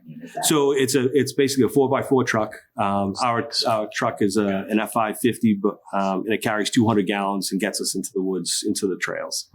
We also have a UTV, which is smaller, like a little side-by-side little tractor kind of thing, that allows us to, if a fire is like a half mile or mile into the woods, we can throw a couple of firefighters on there and get a scout and see where the fire is before we start committing resources. So they're a challenge. They really are a challenge. First off is it's access. Do we have the access to get there? We've had fires at the top of hills that are just impossible to gain access to, where we're stretching, 1,000, 2,000 feet of hose to get to the seat of the fire. Or, the one that we had, it burnt to the ground, to the street. So it all depends on it, and it depends on how quickly. The one in November was, 30-mile-an-hour winds, and it just took off. And, our first due engine was there, and they got to the seat of the fire, and they said it was about a quarter acre, half acre. And then 10 minutes later, it was at 30 acres. So when, wind driven right uphill. And we have plans for that. We're very good. Our deputies and our lieutenants are very good at incident command system. And so they just build it out. It's scalable. It's like, we take command at a single unit medical, they take command. And then the car fire, somebody will take command, or a small building fire will take command. So the command structure is just built out, and as you need resources, they'll call it out and call it in. And everybody knows, it's the running joke with some of my chief friends, when the brush season, they're like, oh, you out of the Blue Hills yet? You getting back into the Blue Hills yet? Yeah, that's a little scary. It is. LA. Yeah, and I think one of the things that we have, it's a different kind of environment. The fires that were in LA were totally different kind of brush, different fuels. The fuels here are definitely greener, and the fires that we have here are ground fire. The fires that they have out in LA can get in the treetops, and and one of the things that we do have, we don't, it's just different kind of topography and just different fuels that are there. And we do have a lot of help in the area. Like I said, we had 30 units on scene in November within a half hour. So we have plenty of help with mutual aid system. So you're not really worried about any, like if something were to happen again? No, not that I'm worried. Cautiously, just cautious about it. And, I have the faith in the fire department and in the men and women there. And I know the faith in the other fire departments that are around us. And, they're always willing to lend a hand. And, the firefighters are really, really good at their job. I think I'm lucky. We're all lucky to have the firefighters that we have there. They're really hardworking, and they know their job. They're really good at it. So that's good. Wait, now, this whole thing brought up, there was a committee, the local emergency planning committee, LEPC, something like that. Yes. Yeah, with like 20 people that were Yes. involved, and I was like looking at it today. I don't know what prompted that, but that doesn't seem to be. It seems a little defunct. But there's a meeting Thursday. There's a meeting Thursday. Yes. So there was a change in leadership there. Yeah. And so the new leadership is coming on board, and it's just one of those things when you have so much change, turnover at certain positions, then it's a little bit challenging. The LEPC is a very good thing, and it's some of the things that I'm going to talk about the brush fires and making sure that we're all on the same page in case something like that does happen again. It really the departments work well together. The PD has been great. They do the dispatching, and we can work with them. With the planning stuff. And we deal with Norfolk County Control, who's countywide, and we work with them. So, So there'll be a plan. So there is Is there a plan today, or are we just get a plan? Like as an evacuation plan, There's or any natural disaster. I mean, we had those. So there are some plans. There is a Blue Hill plan, but that just needs to be updated. That's a couple of years old, and obviously things change. And most cities and towns now have that brush unit. Before they didn't have it. Metro Fire, we just created our own task force for brush units. So we do have task forces in Metro Fire. We have Norfolk County, Plymouth County. So there's plenty of people that didn't have those capabilities. Now we do have them. So working well with the district warden. So we'll be updating the plan. Excellent. Soon. All right, great. Thank you. And thank you for your service. Thank you. Andrew, do you have a? Going back to the statistics, you said of the 4,400 some odd calls last year, 67%, roughly 2/3 were medical. Yep.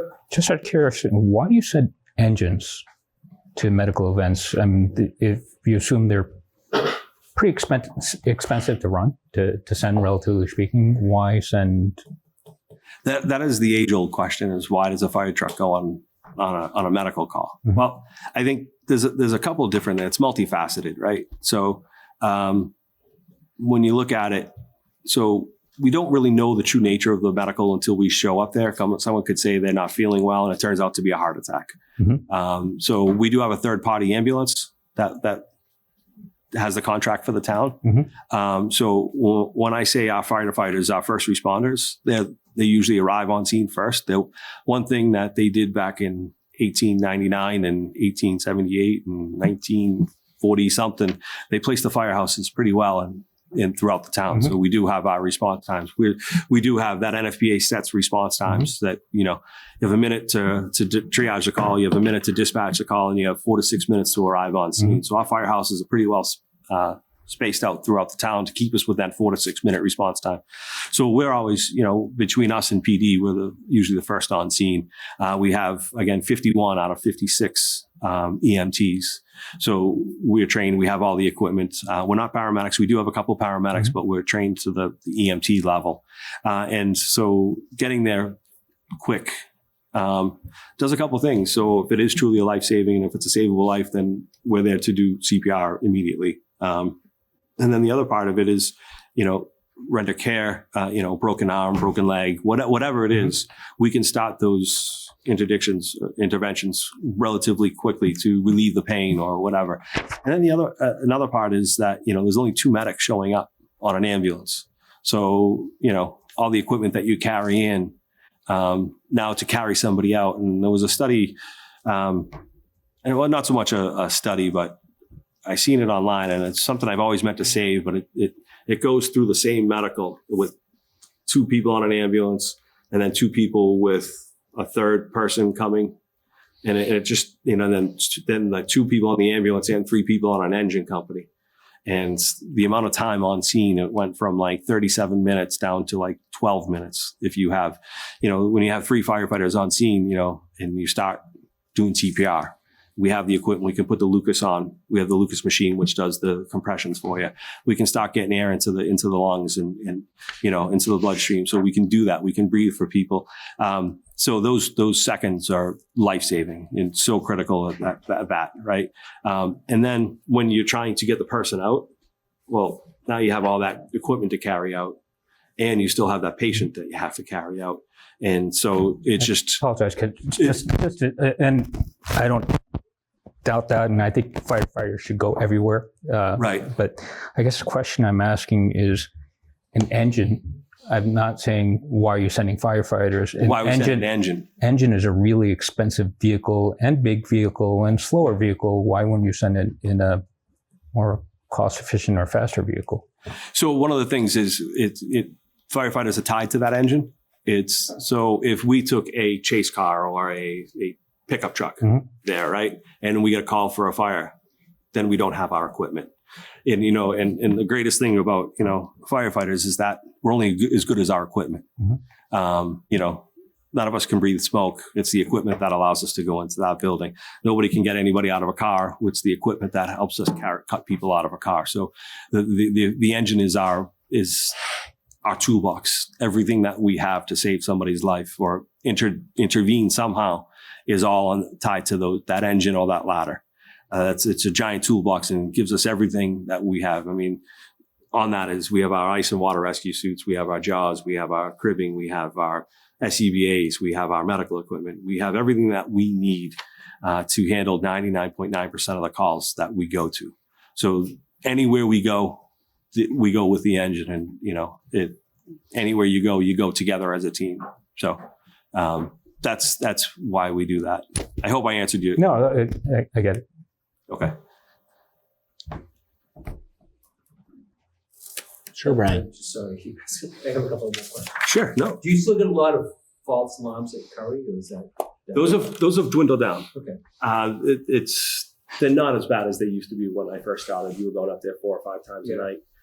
Now you probably go up there once or twice a weekend, and it's their public safety that working with them. We have a good relationship with their public safety, so we make sure that they're told no more smoking in the dorms, and if it's the same room over and over again, then we're going to start to hit. They're expected to clamp down on them. So is it smoking, or is it like pulling false alarms? No, pulling the false alarms are very, very rare now. It's usually smoking, vaping, cooking. Those are the problems that we see up there. It's usually those are down to those. The false alarms, the malicious false alarms have died down tremendously. Did they get charged for false alarms?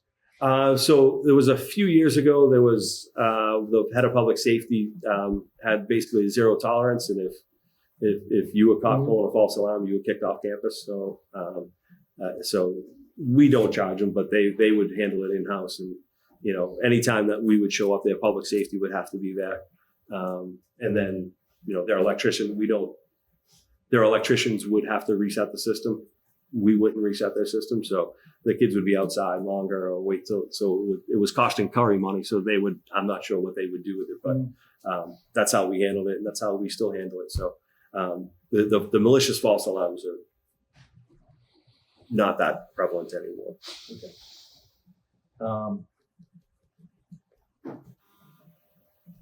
And I don't know. I would just kind of. I think my opinion would be not really a question, but like it might be better to have like 3 vans at every station and use it for medical, because the amount of time that somebody goes out, you're 6 minutes away. So if they're out on a medical call with an engine, it's like they're still dealing with that person, and you're only 6 minutes at the most, right, from a firehouse. So there'd have to be a fire in between for it to really matter. You know what I mean? Yeah, or a power accident where Yeah. we need the jaws of life, or that Right. water rescue, that ice rescue, something like that, where you would need that equipment, stuff that we wouldn't be able to carry in that pickup truck, or a lot of that But stuff. you always have other people too at the firehouse. No, so at each engine, there's no extra people at the firehouse. There's not more than 3 people? There's 3 people at each outside house, and then at headquarters, there's 5. There's the deputy, the ladder driver, and then the 3 on the engine. Okay. So there really isn't anybody else. When we go out as a team, and we stay out as a team, and the engine is our lifeblood. And one of the things that you talk about is quicker. That's the slow vehicle. Slow is good. Slow is good. Slow is gets us there. Knock on wood. You have to arrive alive, and we have to abide by all traffic laws. The siren just basically asks your permission to pass, or ask your permission to allow us to go through that intersection. One of the things I take pride in us is that they really don't speed. Sometimes it looks like they're speeding, but the engines are too slow. They really can't get up to speed. Yeah. But they're very cautious because you don't want them going fast, because the faster you go, the longer it takes you to stop. Mm-hmm. So, and we've got a really, really, knock on wood, track record on motor vehicle accidents. Okay, thanks. Okay, Macy, and then budget questions or override questions. This is a really quick question about the medical calls. What's the percentage of these calls that involve overdoses and the use of Narcan? Oh, I actually do have that. And it all depends on, how we term it, right? So it could be termed at, but I do have it here. So we did 10 overdoses last year. Oh no, wait a minute, EMS. So 5 overdoses last year. But it could also be termed something else. It could be just under the whole emergency medical response. All depends on the lieutenant, or if it's an acting lieutenant, somebody that's being trained in that position, that they may have just hit the emergency medical response versus the overdose. And this is a relatively new chart. It may be one of those things where they just click on the first one that they see. So, and that's one of the challenges of getting better with. Right. That's why they're not giving the numbers that I really, really want. So, and it's just 2:00 in the morning they come back and they click on or they may just misclick it. So you don't categorize it as whether or not Narcan was administered. No, we don't. Okay. We don't. But it's Thank not you. a huge number. But it's 5. It's not as high as it used to be, and it's still coming. It's still coming.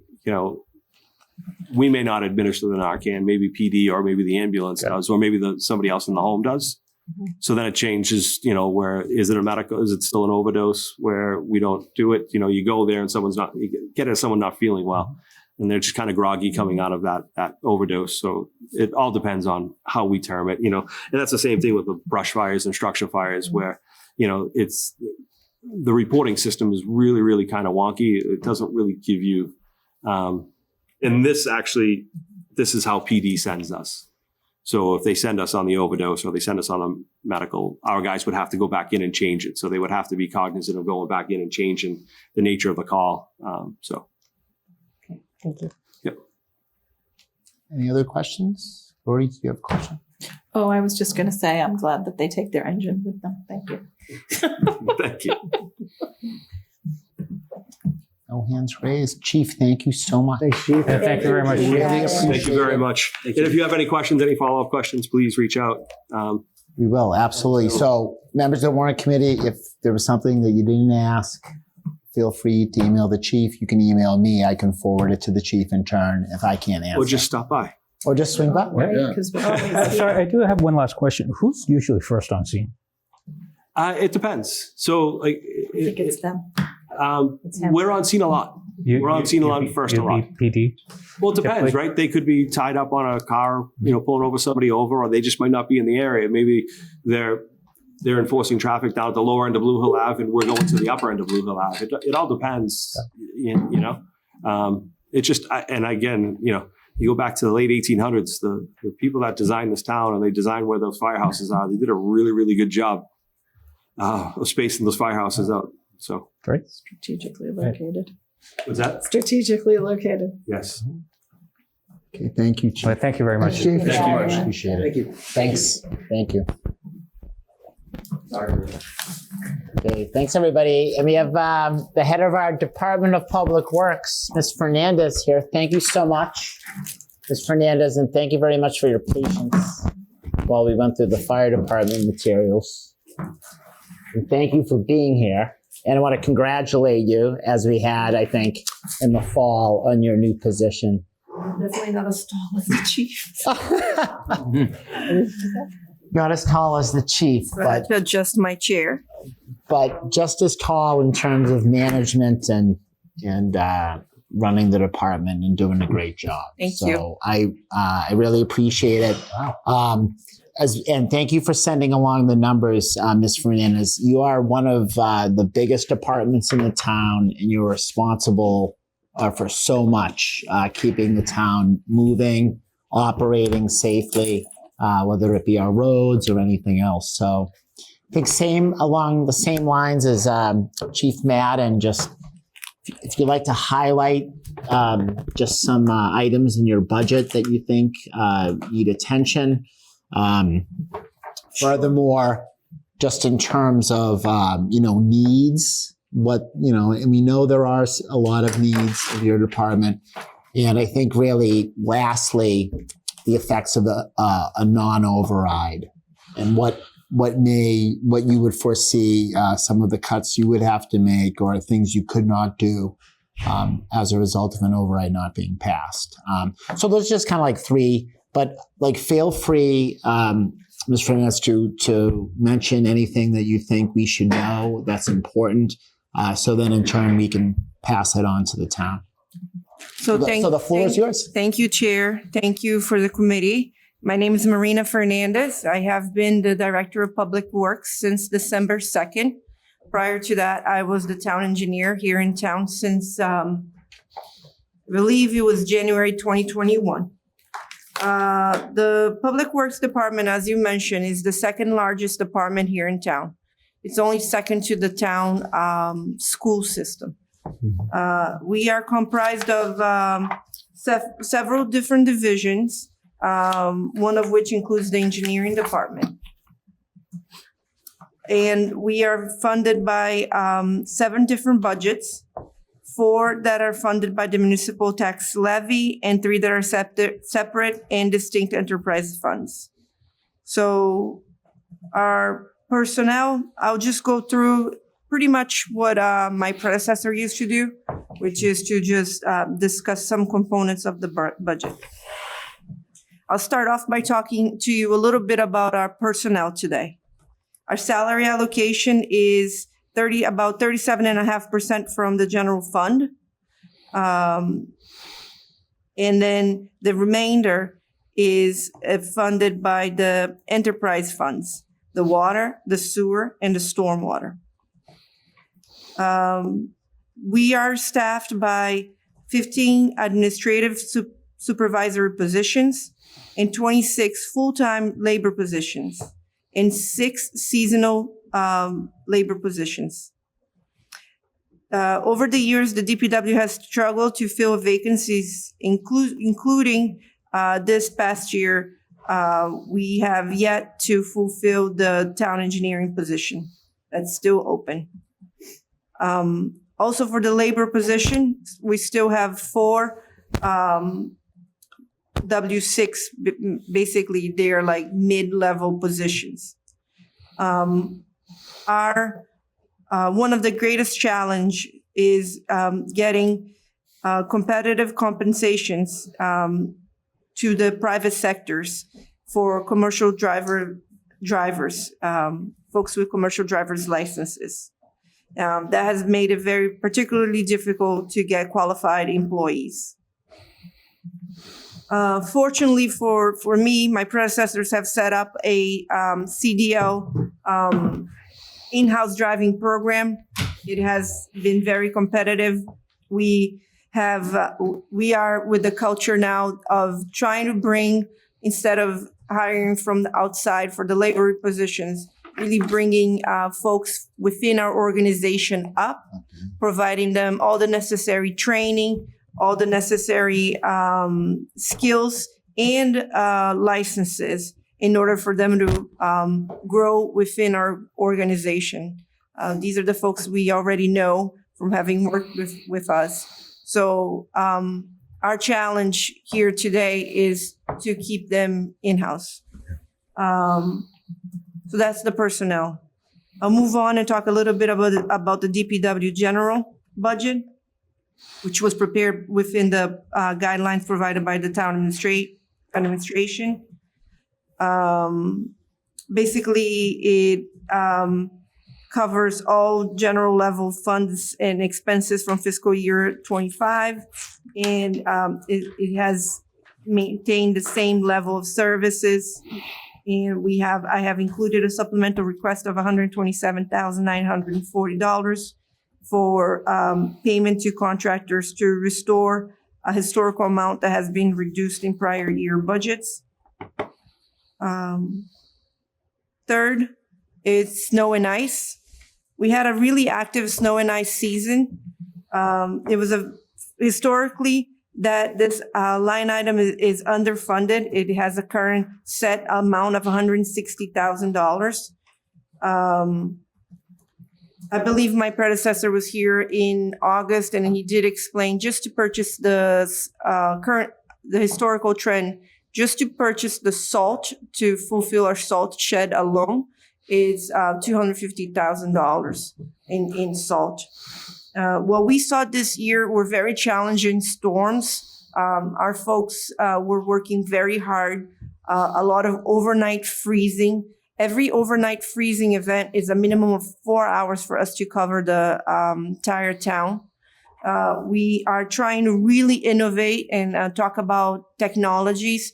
We are one of the first ones to pilot program a system that tracks our salters across town, so we can figure out where they are, how many passes, and whether or not we have any trouble spots, and or if any of our drivers have missed a street. That is very important to us, because having that, I'm not going to get too technical, but having that first salt pass is crucial of how we're going to go about fighting that salt and snow and ice event in the next few hours. If we don't get that right, that really is going to complicate and make us have to fight it for much longer, because we lose that barrier between the sheet of ice and the asphalt. So we believe that having that tool that gives us a shot of the entire town was great about how we fought the snow this year. How we fought the ice. At this moment in time, the fiscal year 25 estimate is $650,000.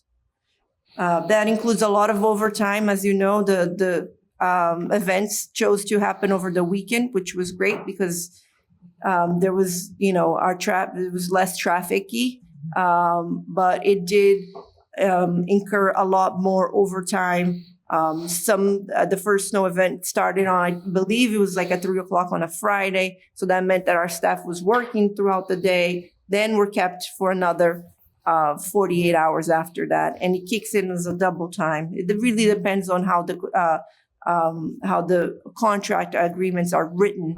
After certain hours, it goes from a half a time. Sundays are double times. It depends on the specifications of the contract for the laborers. So that's how our snow and ice event went this year.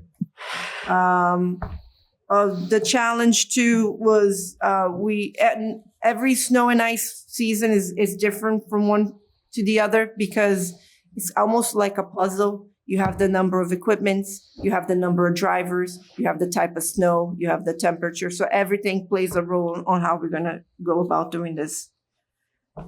The other line item, general accounting request that I wanted to highlight was vehicle maintenance. There was a lot of discussions here today prior to me coming to the mic with the chief.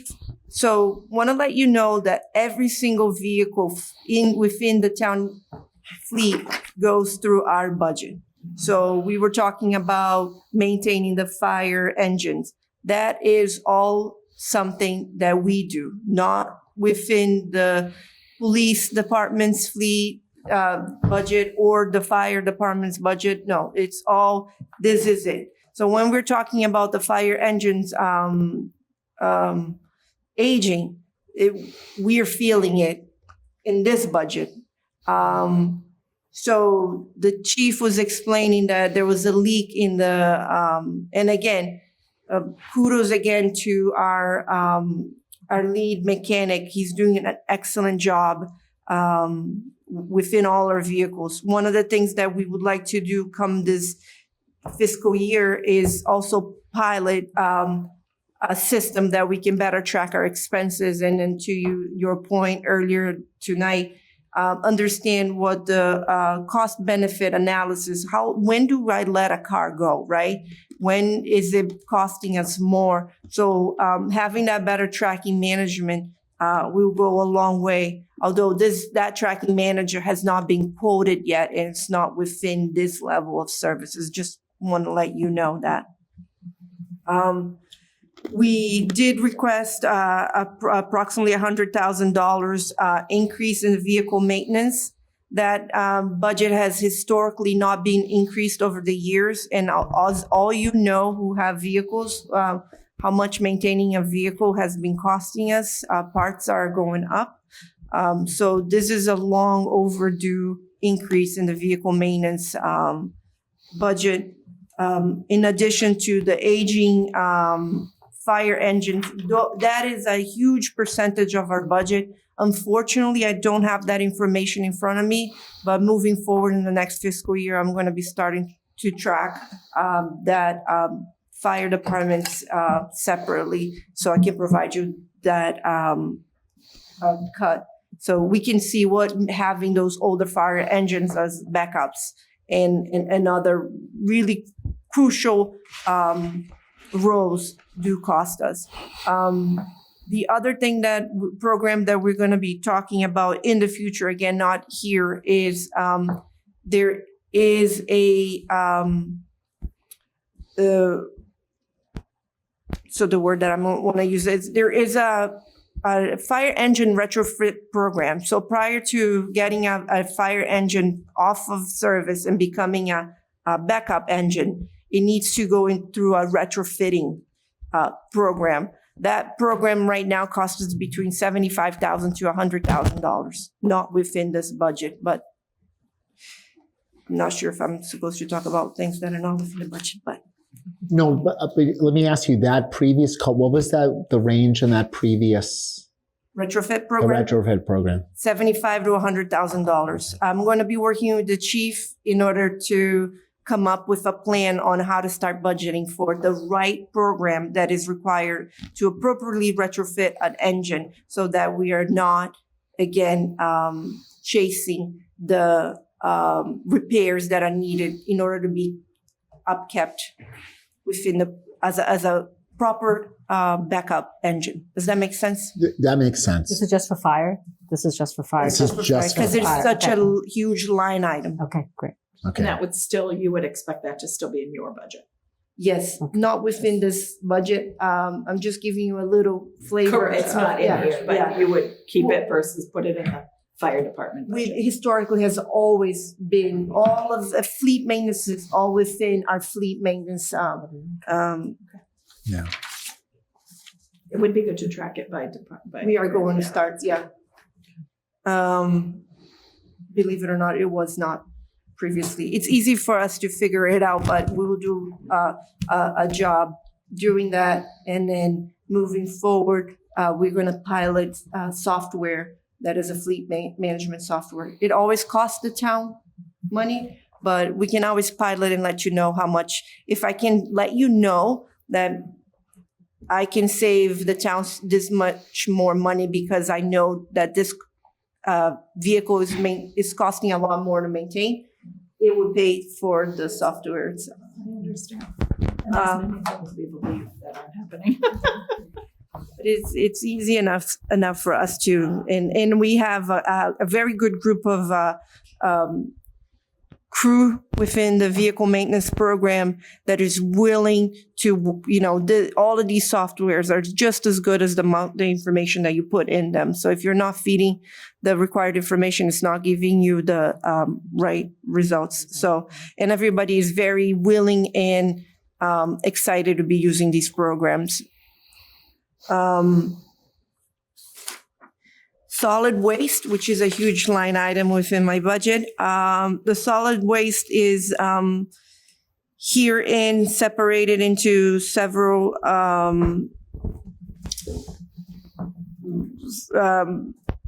contracts. The first contract is the solid waste professional services. This is for the pest extermination contract service for removal and services for the recycle center. The recycle center takes propane, helium, oxygen, fire extinguishers. That line item is budgeted at an amount of $52,116 based on the appropriate amount projected for the next fiscal year. For the collection of refuse, this is a contractual item for the collection and hauling of municipal solid waste. For fiscal year 26, it represent a 3% increase over our contractual price, which we believe it's a good amount of increased contract. And then it's based on our contract agreements for those services. For the transfer and disposal of refuse, this is a contractual item that relates to the cost of disposal by our solid waste. Our solid waste goes to the Covanta facility in Braintree. That's a transfer facility, and then from there it goes to a facility in Rochester, Mass, which is an energy facility, and it incinerates our solid wastes and produces energy through a thermal dynamic generator. We have a 3-year agreement with the MSW Covanta disposal facility, which is now up this upcoming July 1st. We are waiting for a budget quote, but we are projecting a 5% increase, which we think will cover our services there.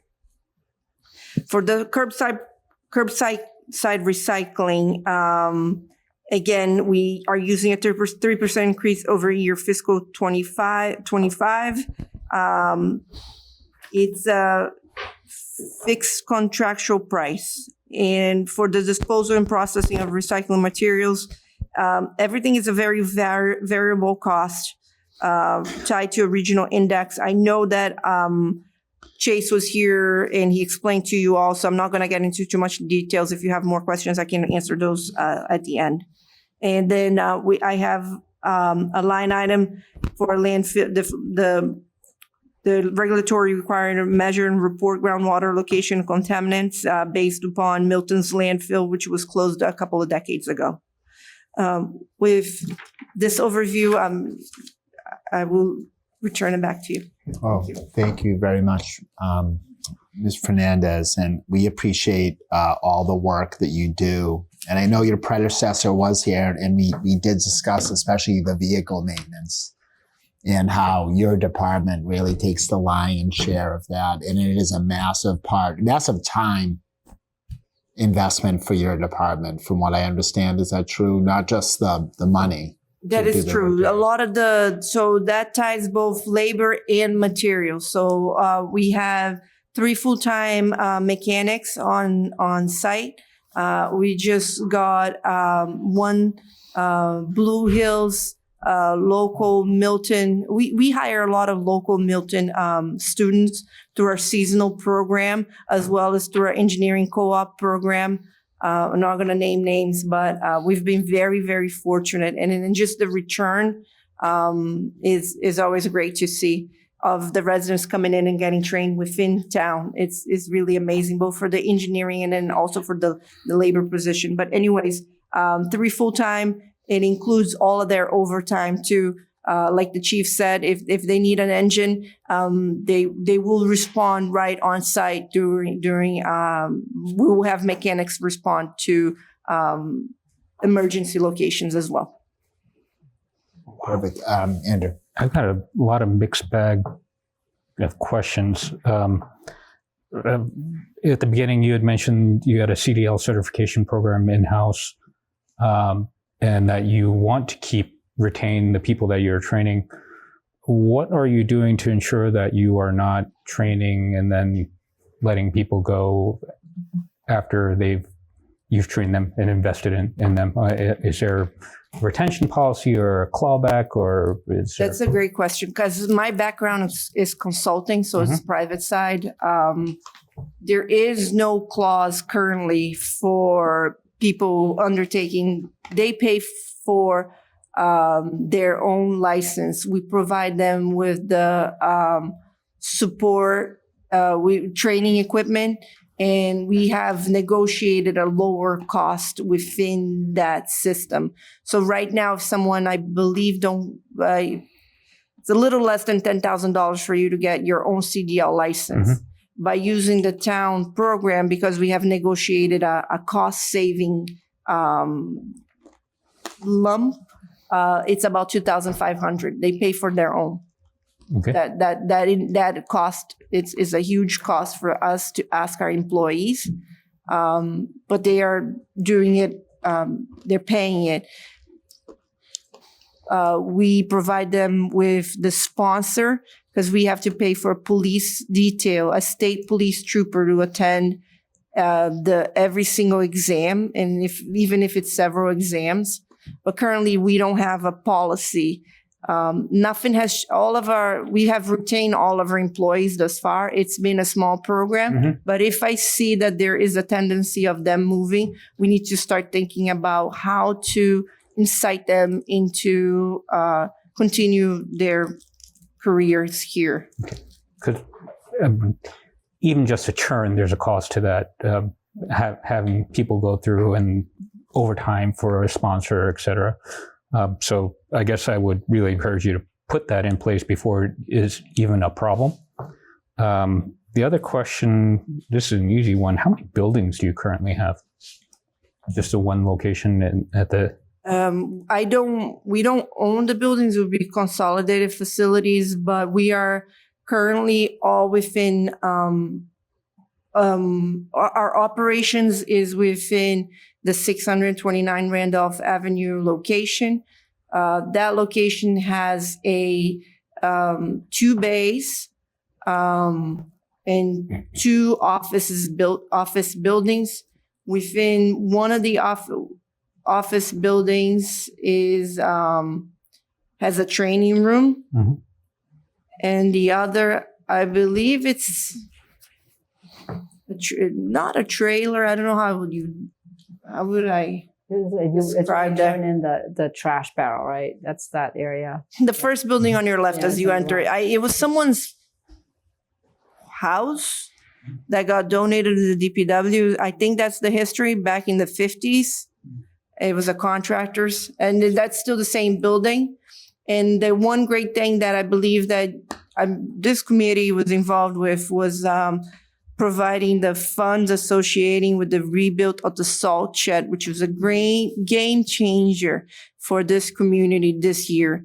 Because I don't know if you guys saw it in the news, but there was a salt shortage within Massachusetts, and we were not worried. We had enough salt, and I talked to our assistant director, and had we had that earlier salt shed, we would have been close to not having enough salt. So game changer, having that enough capacity for the salt to be covered, and we were able to stock enough for the season. So thanks for everyone who did that. Yeah, and I was only asking that because I was looking at some of the utility costs. I'm just trying to gauge a sense of how many buildings or structures. We also pay for all of that's also interesting. We don't pay for just the buildings that we are occupying. We also pay for electricity for this building. Oh, for town Got it. hall. Town hall. Mhm. Yeah, So that falls in your budget. Oh. pretty sure, but you guys all look very, so we should double check that. I'm pretty sure that we do. And There's a lot of crossovers that the town, the DPW, The public works, so that makes sense. and I guess Yeah, but why would it? library pays for its own, the school pays for its own, town hall, I believe is DPW. and that leads to my next question. Ask me how long. With regards to maintenance for fire, police, I know you intend to put in tracking, but even if it's soft dollars moving around and line items like town hall building, ideally, we would see allocations of what your budget is being either directly in each department budget or at least much more visible in here for your benefit, the departments, because I think it's an unfair burden for the DPW to take on, given their decisions affect your budget. So there are things outside of your control. I believe that also you're seeing a lot of electricity bills for a lot of things that are some the East Milton deck that's also covered by us. That is fully electric. So it's a lot more than just the buildings. Yeah. Islands, some islands have water, electricity. We pay for that. And so a lot of the utilities for a lot of these miscellaneous things come to DPW. I'm fully aware of it. I'm doing, again, I just took the position in December, but I'm very data driven, sounds like what you are too. And getting that information to know exactly where everything is going in is And the perspective I'm really looking at it from is when we're looking as a finance committee, when we're looking at line items, it's easiest to focus our energies on the larger line items, and without really understanding what's in there, it's really difficult to say whether that's appropriate that we're doing. Like if we're looking at heat, $47,000 a year for 3 buildings sounds like a lot until you find out what you're really servicing is town hall and God knows what other structures. So it's, I think, helpful for everyone to have that granularity. And I think the last question I had is there is other contractual services line item for $113,000. What exactly is that? I'll have to get back to you for which item? Other contractual services. You're looking at the spreadsheet here? Yeah, I'm looking at Schedule E of the budget that you sent. Yeah, I have to, it's for the general expenses, right? Yes. I can get back to you as to what historically has been spent in that item. I'm sorry, I don't know off the top of my head. That's fine. Thank you. You're welcome. Anyone else? Brian. I lost my place.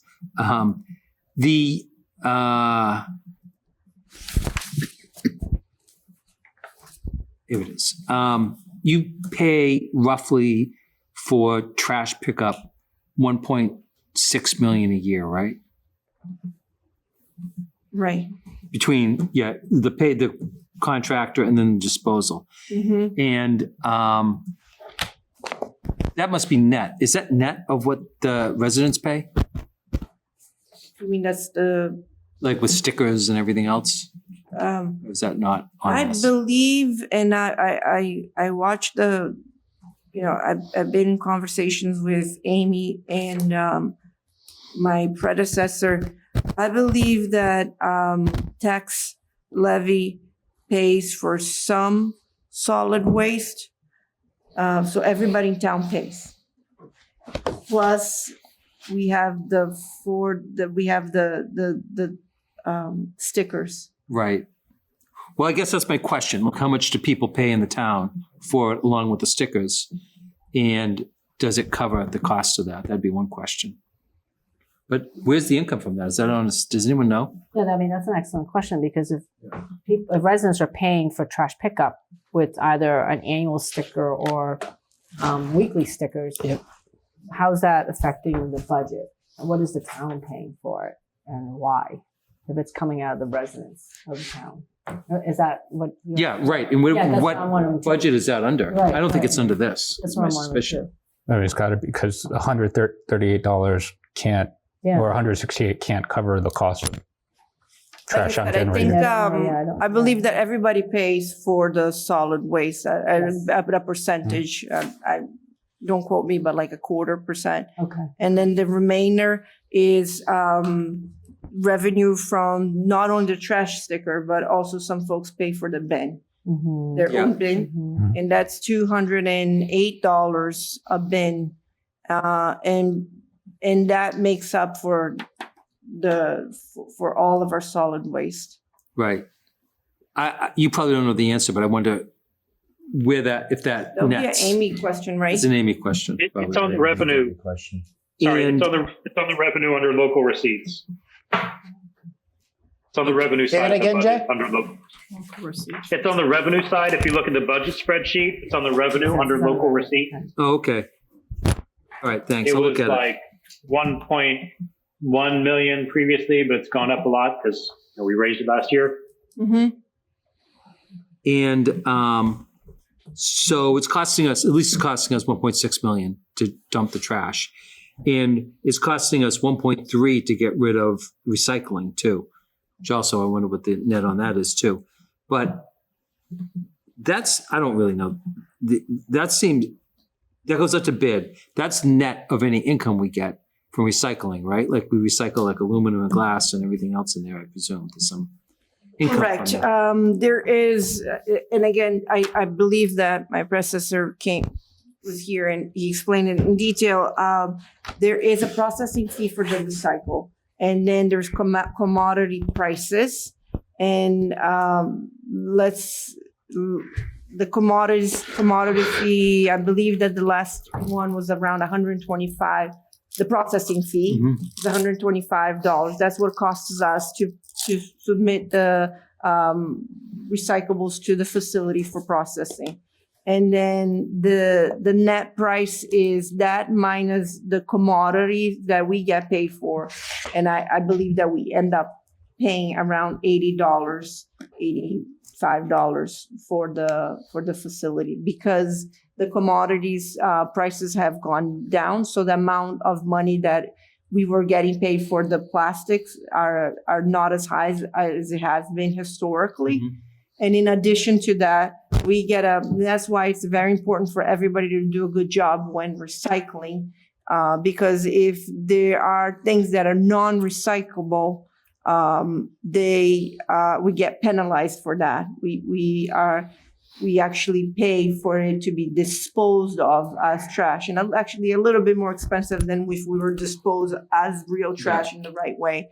And that's about, they do an audit every year, which I'm going to be working on with our new environmental coordinator to redo that audit. But right now we are at about 20% of everyone's recyclable is actual non-recyclable items. Yeah. And that really yanks a good amount of money from our. Good to know how much that cost us. And yeah, so there is a whole, we've been working with, I have been doing a lot of work and trying to figure out what other communities are doing. There is, again, doing the audit helps us understand what are the things that people are thinking it's recyclable, so we can do a better job of doing an outreach program and educating folks. Really, you shouldn't be throwing this away in the recyclables. And then similarly, we can do an audit in our trash and figure out what things are recyclable that people should be actually sending to the recycle facility, not the trash. So there's really interesting programs out there that we can do as DPW without a lot of cost in order to understand and help out with the outreach. So hopefully over the years, we'll see that number turn. Yes. I mean, considering there's an override going in, people might really care about the costs that, if they're doing something that's costing the town money. So it'd be a good thing to advertise that. Absolutely. Yeah.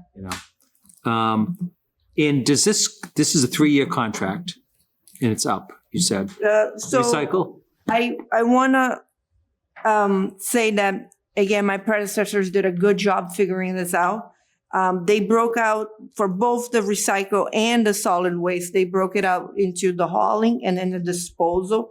That gives us a bit more bargaining power within this environment to work with, some communities do disposal and transportation together.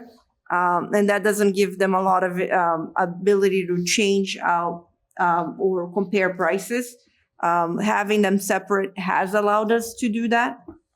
But every time we look at, all right, I'm going to change my transfer location. Well, that adds cost to the transportation. So if I'm chasing a cost that is less on the disposal, it could potentially increase my transportation. So that is always something that we are looking at. But that being said, this year, what my costs that are up are not the transportation costs, are the disposal facilities. So we're looking at renegotiating with Avon for the recyclables and renegotiating with Covanta, which was waste management in Braintree. Does it go out to bid? How many companies bid on it? It's not required to go out to bid. It's exclusionary from the bid. So we will require, what I'm going to be working on is we're requiring quotes. There's only a handful of, a little less than a handful of people anyway. So, and again, because my, only my disposal facilities are up, not my transportation. If I change my disposal facility, I could be significantly changing my transportation. So what I'm going to do is I'm going to try to do co-yearly, coincide the end of both years. So the next one I have the buying power that I think was meant for me to have when my predecessors divided those contracts That's a good idea, yeah. So, yeah.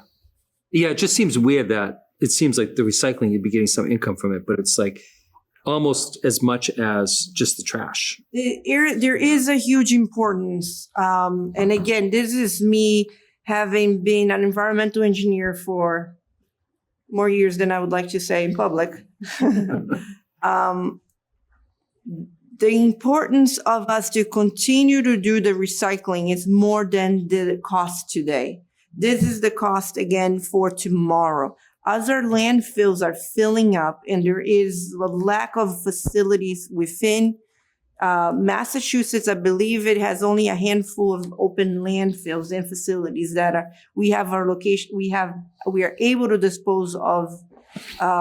This is really ensuring our continued ability to dispose of our waste in the future. This is only going to get more and more expensive. So if we just say, let's stop recycling, the costs are there, done. It's going to catch up with you in a few years. The facility in Braintree, I believe that it will, it only has a license for another 6 years. So after that, I am not sure where they're going to go. That will change your transportation costs. So the more that we use the ability, so space like time, we cannot buy, right? So we need to continue to be diligent about recycling. Great. Okay. Macy? Does the town support composting? I know that Black Earth is, which is what I use, but it's based on the number of residences that sign up. I know the town suggests it, but have you thought about starting a program like the city of Boston, where I have. Oh, good. I have thought about it. They use it to generate power, not just to avoid Yeah. the landfills and for gardening purposes. But So for those that are watching here, is the idea, and you're not familiar, Black Earth compost. It's too costly for the town to run our own composting pickup and disposal, etc. So there are some third-party vendors out there, and we have been working with Black Earth composting. The city of Quincy, the city of Boston, we are looking at what Boston has been doing and trying to see how we can scale it here. We have $18,000. It's called a dividend program. It's from Mass DP that provides us with that grant every year as long as we fulfill the requirements.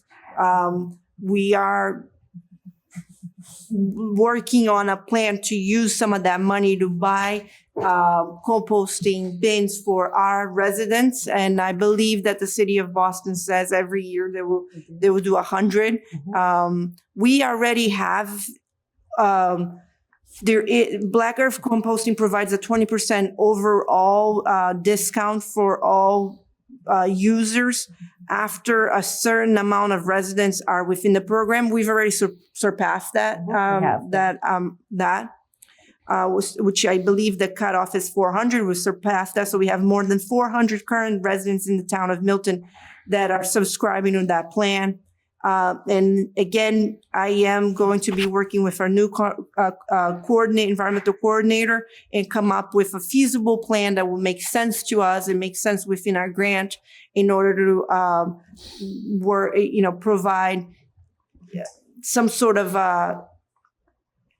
incentive for folks to continue to stay within with the compost. And then to the point is, again, using less of our landfills. Hopefully that will stretch our money further, our space further. That's what we are trying to do. I believe the city of Boston, they're using their compost pickups for renewable energy. Is that true? I read that somewhere. I believe that they're using with them. I think that the city of Boston, I could be wrong. MWRA. They're using with MWRA. But that's another thing that I am trying to study is whether or not just not give, because even if you get a bin, it's still very costly. It's about $3 a week. And I know that some folks probably don't have they want to do the right thing, but they probably don't want to be tied up to $3 a week in additional expense.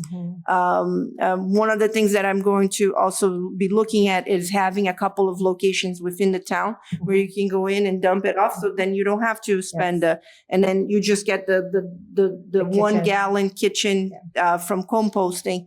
And if folks, I need to do my research in order to see if that's something that it will work. I believe that the city of Boston has done a hybrid. Yeah. They both provide folks with the pickup option as well as the drop off Yes. option. They definitely, I know some towns they'll have their DBW sites where people can turn in their compost. Yeah. And most of Cape Cod does that. They'll have their drop off, but That's what I was thinking Yeah. for us. Okay. If folks were willing to do it, and then they don't have to worry about the $3 a week pickup. And then if it becomes a successful program, we can add a second location. thank you. Yeah. Ron is online. Ron. Hi, Ron. Hi, thanks for sharing all this information. It's super helpful. Yeah. First, I love that you appreciate what your predecessors have done and how they've helped put a lot of processes in place that work well for you. I was wondering, given you're new in your role, have you been looking at ways that, maybe in a longer time horizon than 1 year, are there ways that you can find new cost savings or new efficiencies for the department with your fresh set of eyes? Just wanted to hear if there are any thoughts you had there, or if that's on your kind of 120, 180-day plan.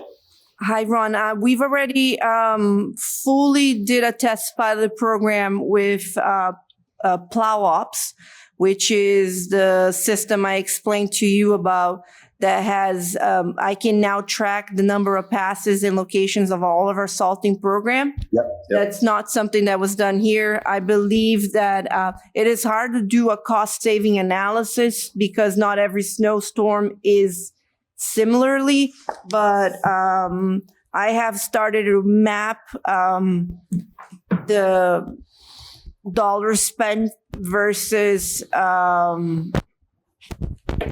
snowfall. Although again, that's not apples to apples because like I explained to you earlier, having snows fall in over the weekends and holidays, which we had this past winter, was really tough to compare to one that is on a working day period. And there's so many other things related to snow and ice, not only just the amount of salt, but we're going to look at ways to measure our successes within that program. But we have already been able to tell, because sometimes there would be a couple of missed streets within assault operations and we get that call again. And then I have to dispatch a whole set of, a couple of trucks to salt missed locations. And if I'm doing less of that, that definitely is a cost saving. Yeah, makes sense. The other thing that, I think that's the biggest system that I have put into place in a very short time. Great. I think even your explanation of why you need to get the trucks out salting before the snow and ice hits makes total sense to me, because as an uninformed citizen, I always see the trucks and I'm wondering, why are they salting when it's not snowing? And I think a lot of the citizens can benefit from understanding where we invest and spend money. And I think a lot of people think that makes no sense and the government doesn't understand what they're doing and they're just salting for no reason. And I do think the more education we provide to the town, then they can understand where their dollars are being spent and they can feel more comfortable that all these have justifications and they're experts doing these things. So thank you for that explanation. And I would just say if we can provide more of the educational information out there on a website or on our town website, I think that'd be good for folks. Thank you. Thank you. Appreciate that. I will be more diligent about trying to put more Facebook posts about us being out there. Now, the streets are always so clean. Really appreciate that. Yeah. That was really helpful earlier when you were talking about how tax levy covered some of the solid waste and some of it came from the actual fees, when fees charged to town residents. But when you're looking at enterprise fund line items like sewer, water, stormwater, do the costs that are charged to residents today reflect the true costs of the program for each of those line items? And the reason I ask that question is I'm curious about entities that make pilot payments, and whether or not the payments in lieu of taxes accurately reflect what they're consuming. I'm assuming they're not sending municipal waste to the town, but they're using other services that the town provides or benefits from it. And I just want to make sure that what they're paying accurately reflects their share of the burden to the town. Okay. So when you look at water and sewer, we get charged X dollars for water and sewer. Does that reflect what you collect in water tax revenue? Does that accurately reflect what the town pays for that service? Right.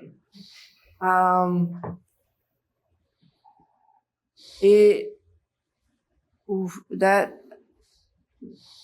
I would defer that to Amy. I'm Okay. still quite new. I don't want to misspeak on that.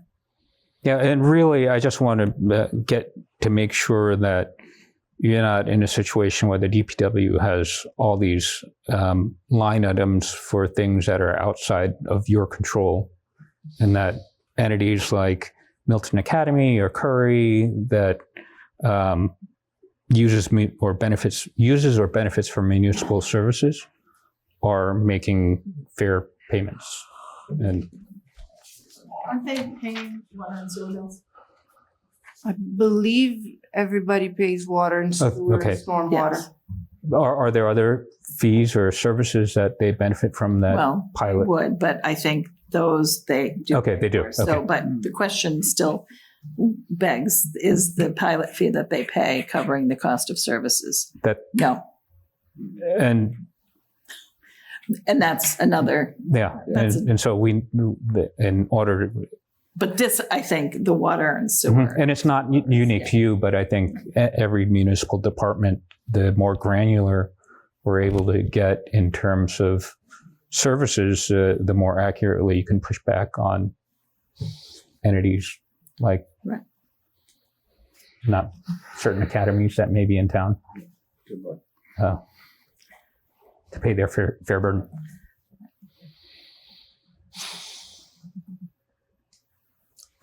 If you don't feel like I have adequately responded to your question, if I could have that ability to respond and with No, that is not what I'm saying at all. I think it just to be 100% clear. But if I can provide maybe further analysis. No, really, what I would for your department, and your budget's benefit, I think it'd be really helpful to understand what are the services that are being provided by your department to anywhere outside, and that includes other town hall, and it also includes the entities that are exempt from paying anything that would otherwise pay into the tax or contribute to the tax levy. So, yes, I sort of echoing what Ron said in that I really appreciate how you're looking at and thinking about things, and that the further the entire town or all the departments in the town are able to think that way and also think together, the more we'll benefit. Of course. Mr. Fernandez, I wanted to ask you just a couple of things. That kind of bounce around. Just hearing conversation every once in a while. Road paving in town. What does that look like from your perspective as the head of the DPW in terms of the condition of the roads in the town? What roads or percentage of roads are critical in terms of needs for paving? Moderate. I would. If you want me to give a specific presentation on our road this might not be the forum, but I'm sure I'll figure out with Nick a better forum to present on how our roads are aging. We're just entering into a planning agreement with a third party. They do a PCR rating system of all of our roads. But on a nutshell, our roads are aging faster than we're being able to maintain them. The town engineering department, while I was there, and continuously, we've been trying to use every single tool that is made available to us in order to stretch those dollars further. For anyone who has the finance background, or even if you think about it as your property, your own house, right? If you defer maintenance long enough, it becomes too expensive because then you're going to have to tear the house down and build a new one. That's what happens to our roads. If we are not maintaining them, though, so sometimes, and again, to Ron's point, even as myself, as a resident, or sometimes I picture my mom seeing the things that are happening that I'm working on. They probably don't understand, well, my road just got paved and now I have someone 2 years later, they're taking care and they're doing crack seal or they're doing a fog seal. Fog seal is kind of like it's kind of like when you put sun lotion. So you have a brand new surface and you put that sun lotion in,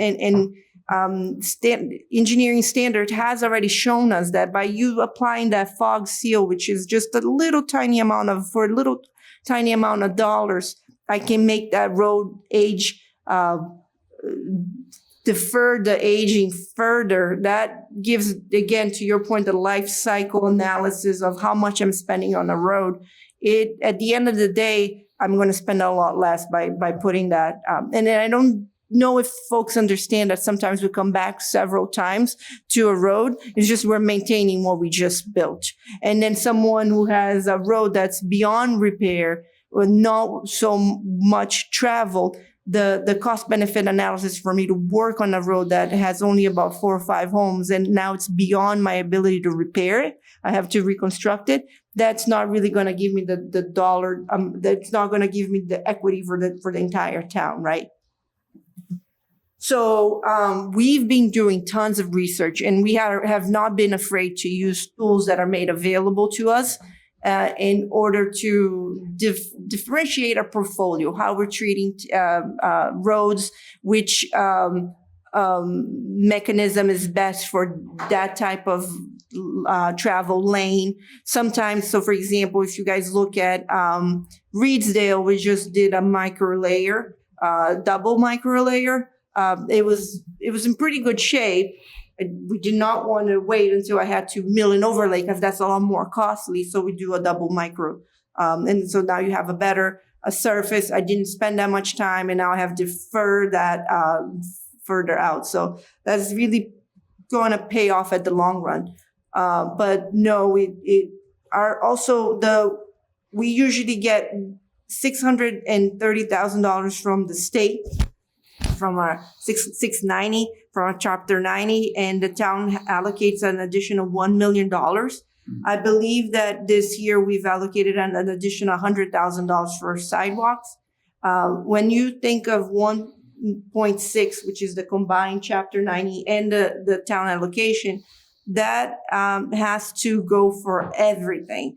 That covers all the roads that we have to pave that year. That also covers all the sidewalks, because once we're doing water main projects and we do the roads, the gas also wants in. And that's another thing that I believe I speak very loudly about is even if we were provided with additional money for just paving, let's say that $10 million fell from the sky and I could pave the entire town, I would still be doing a little bit of disservice if I didn't know to you that, hey, now I don't have the water main done. So what happens is those trucks are going to travel down that road. It's going to insert additional pressure into the water mains. If I have 1906 water mains, they are going to break literally 3 weeks after I just paved a brand new road. It happens all the time. So I always notice that. Like Yeah. they're digging the road up, replacing a pipe. Like that's not in Milton, but like Everywhere. other places Yeah. I go. Like didn't they just because we have the trucks and you have the construction going on. It is straining. So these are not too much of a coincidence. You have 1906 water main. They are going to very likely break now that you just the road.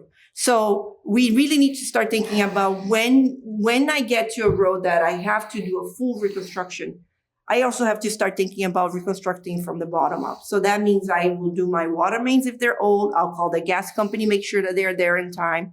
I will CCTV the drains, make sure that I don't have any drains that are collapsed, because then what happens is you get a sinkhole 3 months later. So there's a whole set of utility work that needs to be done in conjunction of repaving the water mains. And then I do the sidewalks too. So it's very, we have a whole flow chart on how to provide us that mechanism so that we are not missing. And in addition to that, again, not throwing too much, that's the opportunity that I have to look at stormwater, right? If I have an opportunity to do some sort of a green infrastructure, the city of San Diego has a really great program that it has almost like green infrastructure and things of that nature are almost like a screen prior to all that flow chart that I explained to you. I got to make sure my water mains are done, my gas are done. Is there opportunity for green infrastructure? Because again, talking about cost benefit analysis, if I'm going to do green infrastructure, that's the time for me to do it. My roads are already dug up.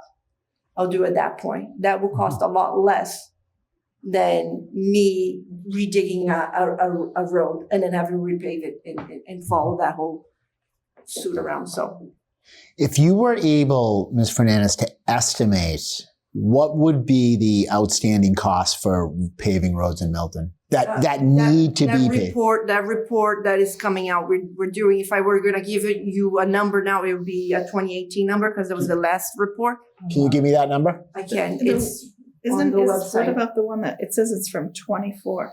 Oh, but it's the date of inspections was 18. 21.4 million. Yeah. 21.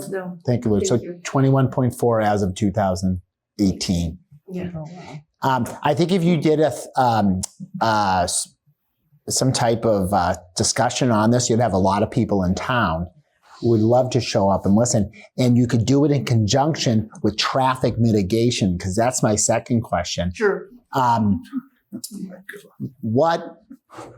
And I know your predecessor, Mr. Chase Berkeley, had discussed this with us on it for a couple of years, and I know there were several projects pending or the ideas behind some more mitigation.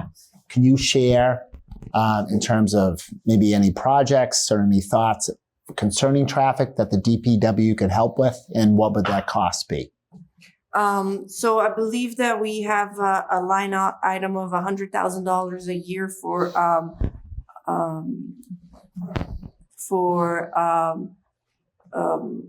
traffic mitigation.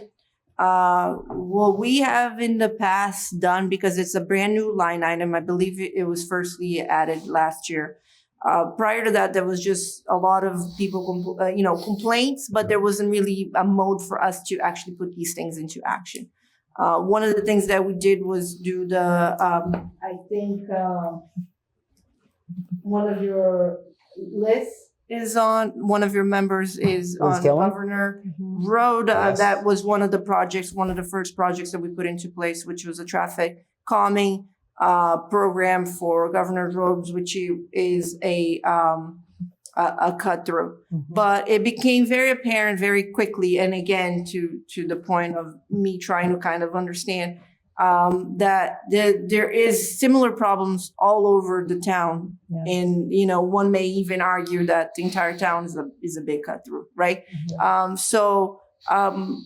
What I would like to, so even though there are a couple of things that seem to have been, I have a group of folks that we're working with residents on Hillside to try to help them during the Mass DOT project, but we are having Mass DOT lead that that because it will not take from our budget, but Mass DOT's current budget for that project, which is great. We can get that traffic calming during that construction done without much of a burden to our existing budget. That's how we stretch our budget. And then in addition to that, we have the Canton Ave group of residents on Dollar by Canton and Dollar Lane. We're looking at some traffic calming there too, but we also are looking at a crosswalk at St. Mary's, and we just finished a crosswalk on Canton across from Town Hall.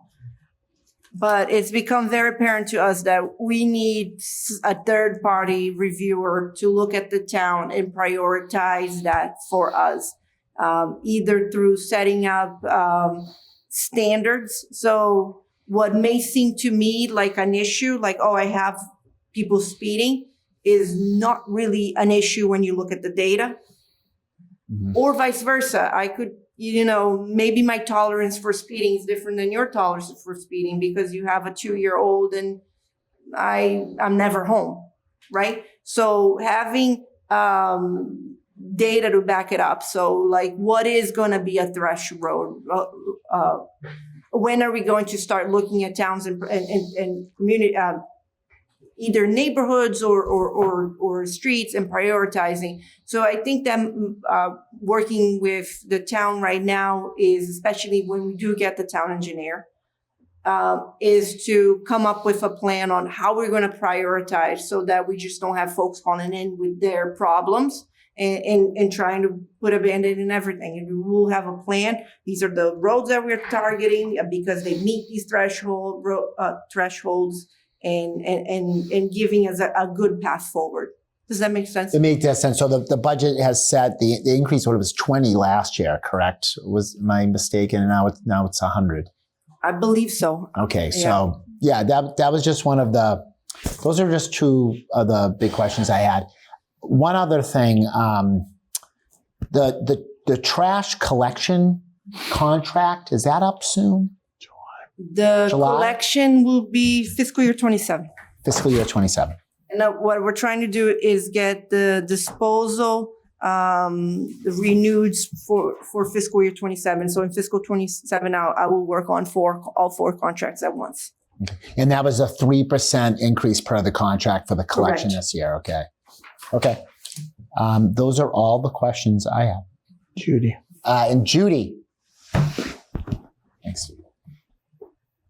I don't have a question, but a comment. In regards to water and sewer bills, all properties, nonprofit and residential and commercial, all pay water and sewer. And everyone pays stormwater. Yep. And what is interesting about that is, and I asked Nick when he was in, and I just didn't follow through to get the exact number. But your department, Consolidated Facilities, pays for the stormwater for some of the town buildings, like the Council on Aging at Walnut Street. Because when I did her a budget, I go, "Where's your stormwater?" And she goes, "Oh, Consolidated Facilities. Our stormwater comes out of your budget, right?" I'm not Consolidated Facilities, so Consolidated Facilities is not under DPW. Okay, my mistake then. Then But whoever you're right. Your statement is correct. Some is very confusing. Some, I believe, like the COA. Right, and I have their budget actually on the counter over here, and as I go, where's your stormwater? And Consolidated Facilities pays their stormwater. Whereas down at the cemetery, their budget, that was the first thing on their line item was the stormwater. For me, it seemed like a huge number, $11,000. But whether you're a church or a school as a nonprofit? Correct. Because that question came up, that is a town service that's paid for by everyone, actually. Correct. So the stormwater is a factor of the area. Permeable Yeah. and non-permeable, yeah. Yeah. So it makes and that's what we use to do all of our street sweepings and all of our catch basin cleaning. Leaf pickup, And what? yard waste pickup Yes. comes out of the stormwater fees, not the trash and the stormwater fee. My understanding is the stormwater fees pay for the street sweeping and the yard waste pickups that happen. Correct. That's why it's not, it was times, included yeah. here on the GPW the general Yeah. fund. Right. Okay, well, that was for a member that was worrying about water being a town service. It is. You have the pipes that gets to us, but entities themselves, whether it be private citizens or profits or nonprofits, pays all their own water. Thank Yes, you. And most of those entities also pay for their own trash pickup through a third party, not us. Right. Right. Or if they do put out if it's a small nonprofit, they will put out their bins and, but have paid for them. Paid Correct. for the trash portion. Correct. Thank you. Andrew? I have a quick question. When you're doing major digs and you're talking about replacing water mains, for example, have you thought about burying any other services like utilities, Barry? telco, burying like electrical, We don't telco, own fiber? Electrical, we don't own those utilities. We only own water, sewer, and drains. National Grid owns the gas. Enstar owns, Verizon owns the poles, right? Yeah. Okay. And then, Eversource owns the electrical powers. Mhm. So who owns the poles? But I thought I've seen town vehicles replacing poles in certain situations. Is it a mistake? no, we maintain the light fixtures in the Okay. poles. And I believe there's also fire and there's other town utilities in some of the poles. There are cameras. So, but we are not, installing poles. Okay.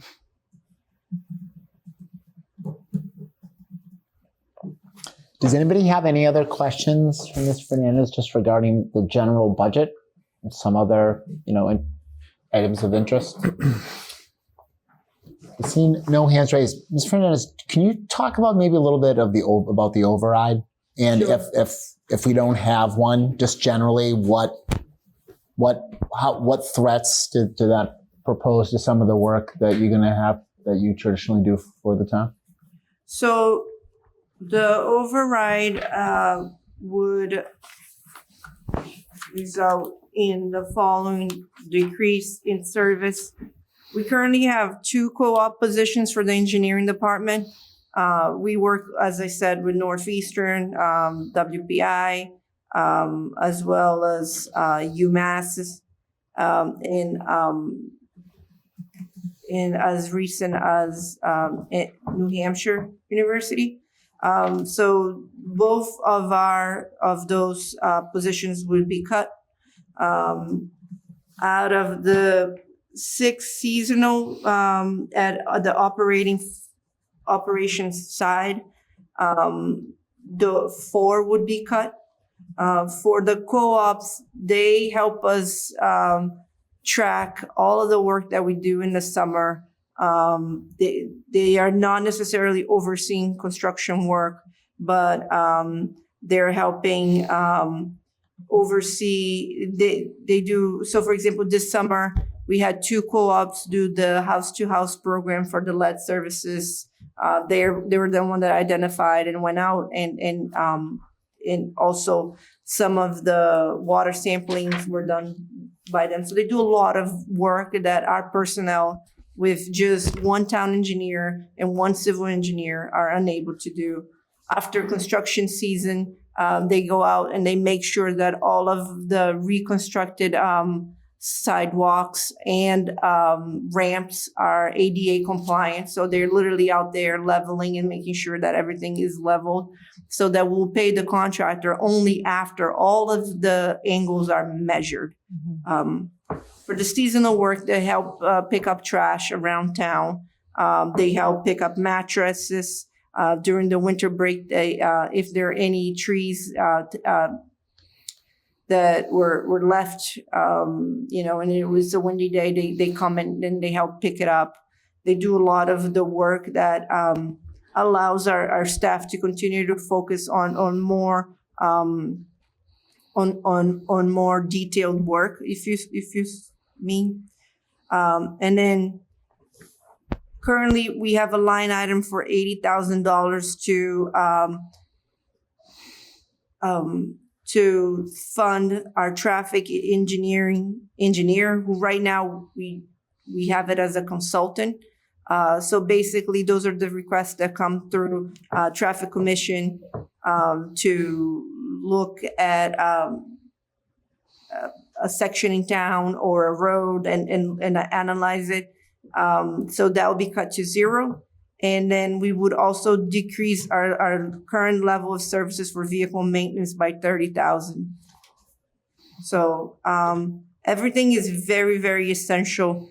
And then the other thing that I want to say, any further decrease in personnel in budget items, again, these are only 37.5 of those come from the general fund, which we're the override what we're talking about. So if I'm reducing $100,000 in one position, really you're not seeing the 100,000. You're seeing the 37,500 from the general fund helping with the override. Does that make sense?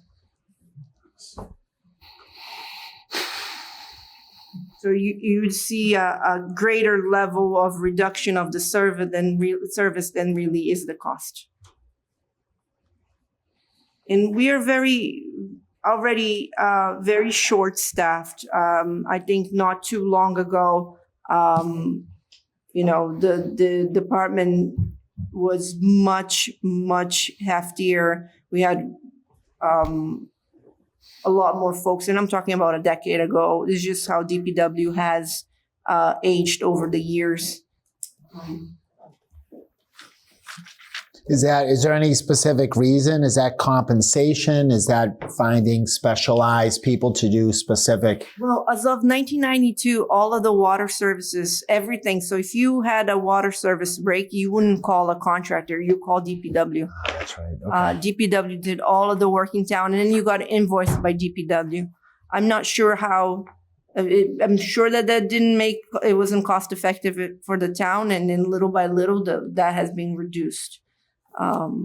But also, even with the 4 positions that we have open, we just don't have folks coming in the door with the aptitude and the skills set to come in here. We're really being, the private sector is being really competitive about on the operation side, on the salary, and then on the more of the office side, they're very competitive because there's a lot of work from home option, which we don't have. And then when you're like, oh, do I want a pension or do I want to work from home today? Well, a lot of folks are choosing working from home for all sorts of different reasons in their personal life. So, yeah, that's what I was going to ask you. Are you losing people to the state, to the private sector, other municipalities who might be paying more? Some, yes. But we're working with the town administrator. He's I'm sure he's paying attention to some of this and trying to make some of the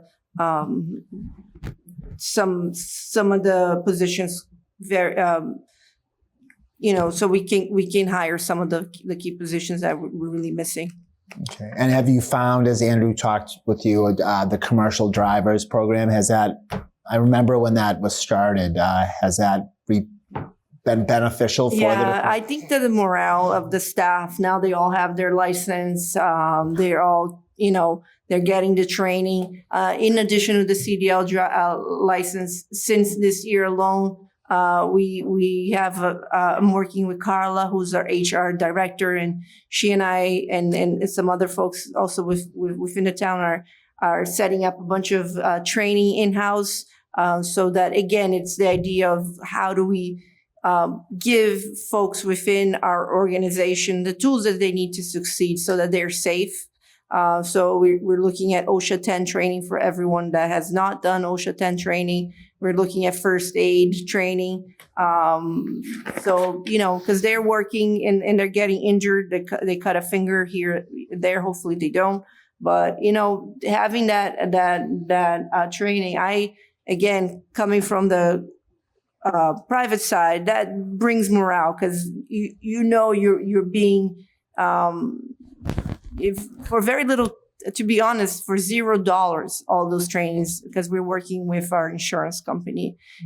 So cost benefit, it not $0 totally, because it's within their working time, not overtime, but working period. We just allocate the training, and but it's in, and also in reducing the risks that would also turn around to have a dollar amount related to someone getting injured. And if we can prevent an injury, and if we can get a worker to go back to their loved ones at the end of the day, it definitely pays off. And just one more question. I assume I think I know the answer, but if the certain positions, the seasonal and the co-op positions are slashed, I mean, you don't have a town engineer right now. How do you backfill those with your specialized workers? You have to pay them overtime. How does that? Yeah. How does that so work? if we get that's a good point. Either the services wouldn't get done to the level that they were being done, or we would have to require more overtime from our staff, which, right now everybody is already doing a lot of work. I just think of your lead pipe project and all the ledgers that need to be gone through, and make sure that that's done timely. This is just things. That's a good. So I wanted to do. You miss a lot of the oversight. That's the end of the day. So the co-ops are out there checking all of the patches. So basically we get 300 and something permits in addition to all the National Grid for all of the patches that they do around town. And then we actually go over every single patch and make, okay, what kind of repair does it need to be done after the winter moratorium? And that's all handwork. You send an intern, they take the picture, the catalog, they grade it, and then we provide that information to whoever is the owner of that patch for them to come in. They do the work, and then we double check. So we're just gonna be delaying all of that. And then at the end of the day, I believe that we end up paying as citizens, because then our roads are not in that great of a shape, because the patch wasn't done to, a patch fell through the cracks, to be honest. So definitely it comes at a very high cost. Thank you. Does anyone else have any other questions, anything you can think of concerning the DPW work? No. Associated work? No. Ms. Fernandez, thank you so much. Great job. Thank you. I'd like to thank you for your patience when you got here today. And I know that in a couple of weeks, we're going to be speaking to you about Squantum Street. Yes. So, but that's for another evening. But looking forward to seeing you again. Thank you for your time. You. All right. Thank you. No, thank you very much.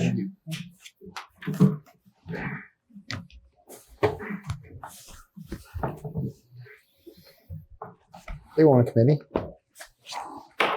If you like, we could engage in a discussion about fire department or public works. They were very thorough, but I don't know if anybody, obviously I would open up if anybody had something they wanted to say or point out. And if you don't, that's fine too.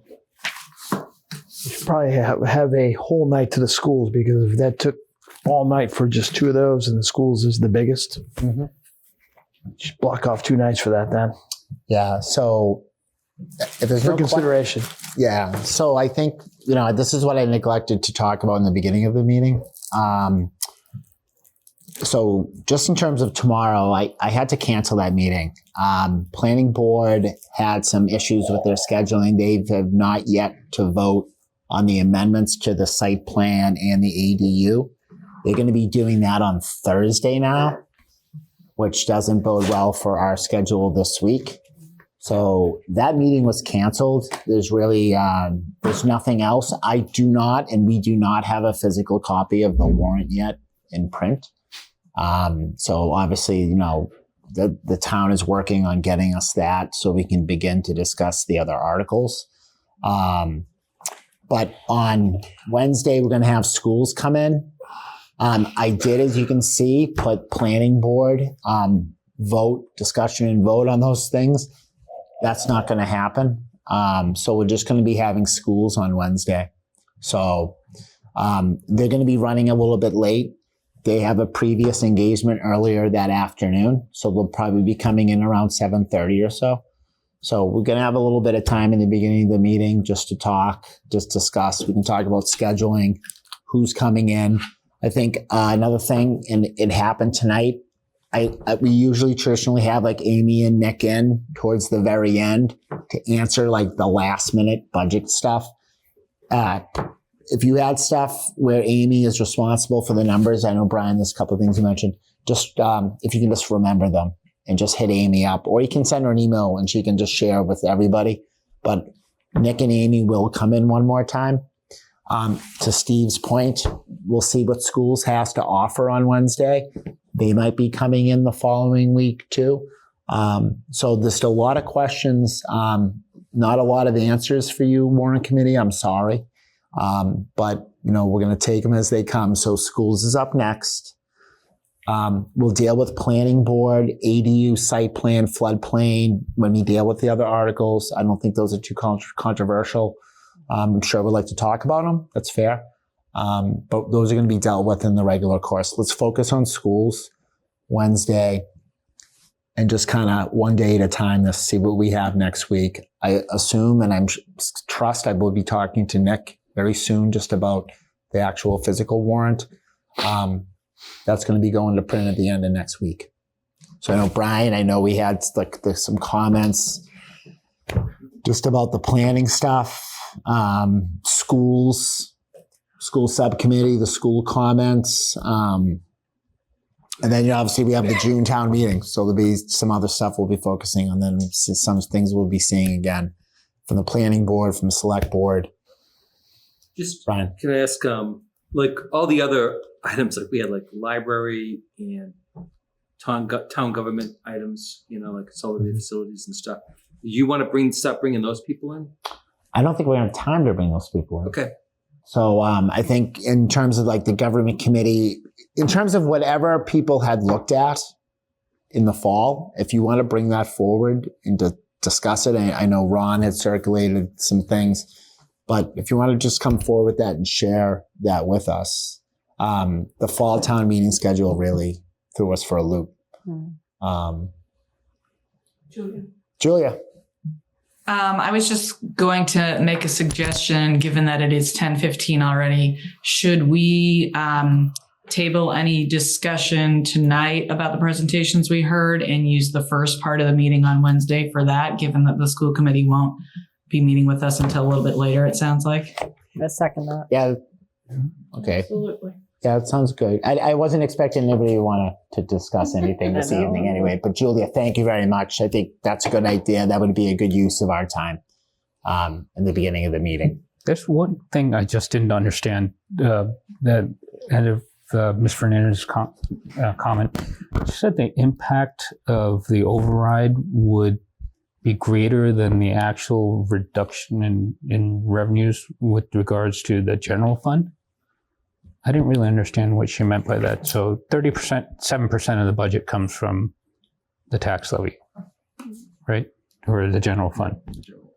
Why would an override have a disproportionate impact?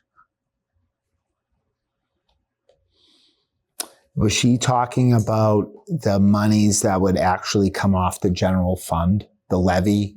Like if it was $100,000 savings, was right? $100,000 looks like 37. Is only 37,500 off the ledger sheet. Yeah.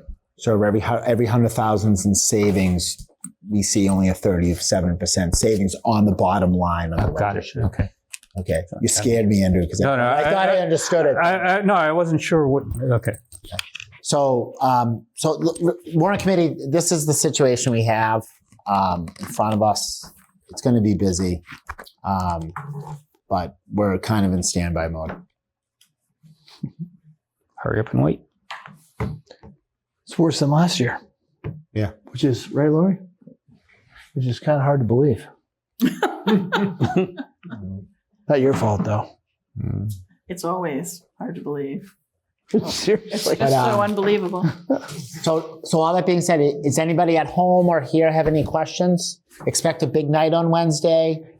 If I get any more information from the school committee, I'll share it with you on email. Take a nap on Wednesday. Yeah, we have some time. You have some time to collect your thoughts tomorrow now. So I just ask that you're using the best you can and come in well armed for the school committee. Thank you. Sure, Judy, what's up? I got distracted for a quick minute here. Well, maybe it was 2 minutes. Are you canceling tomorrow night's meeting? I saw it on the town website. Yeah, tomorrow night, Judy, is canceled. We'll be back in here on Wednesday for schools and discussion about police and fire and other matters. And when did you want to hear from us about the departments that we interviewed? Next week, Judy. You can Okay, send me an email and I'll put you on the agenda. Thank you so much. No, thank you, Judy. Anybody have a motion? Motion, second by Steve. All in favor? Aye. This meeting is adjourned. See you all on Wednesday. Thank you, Milton. Thank you, Warrant Committee.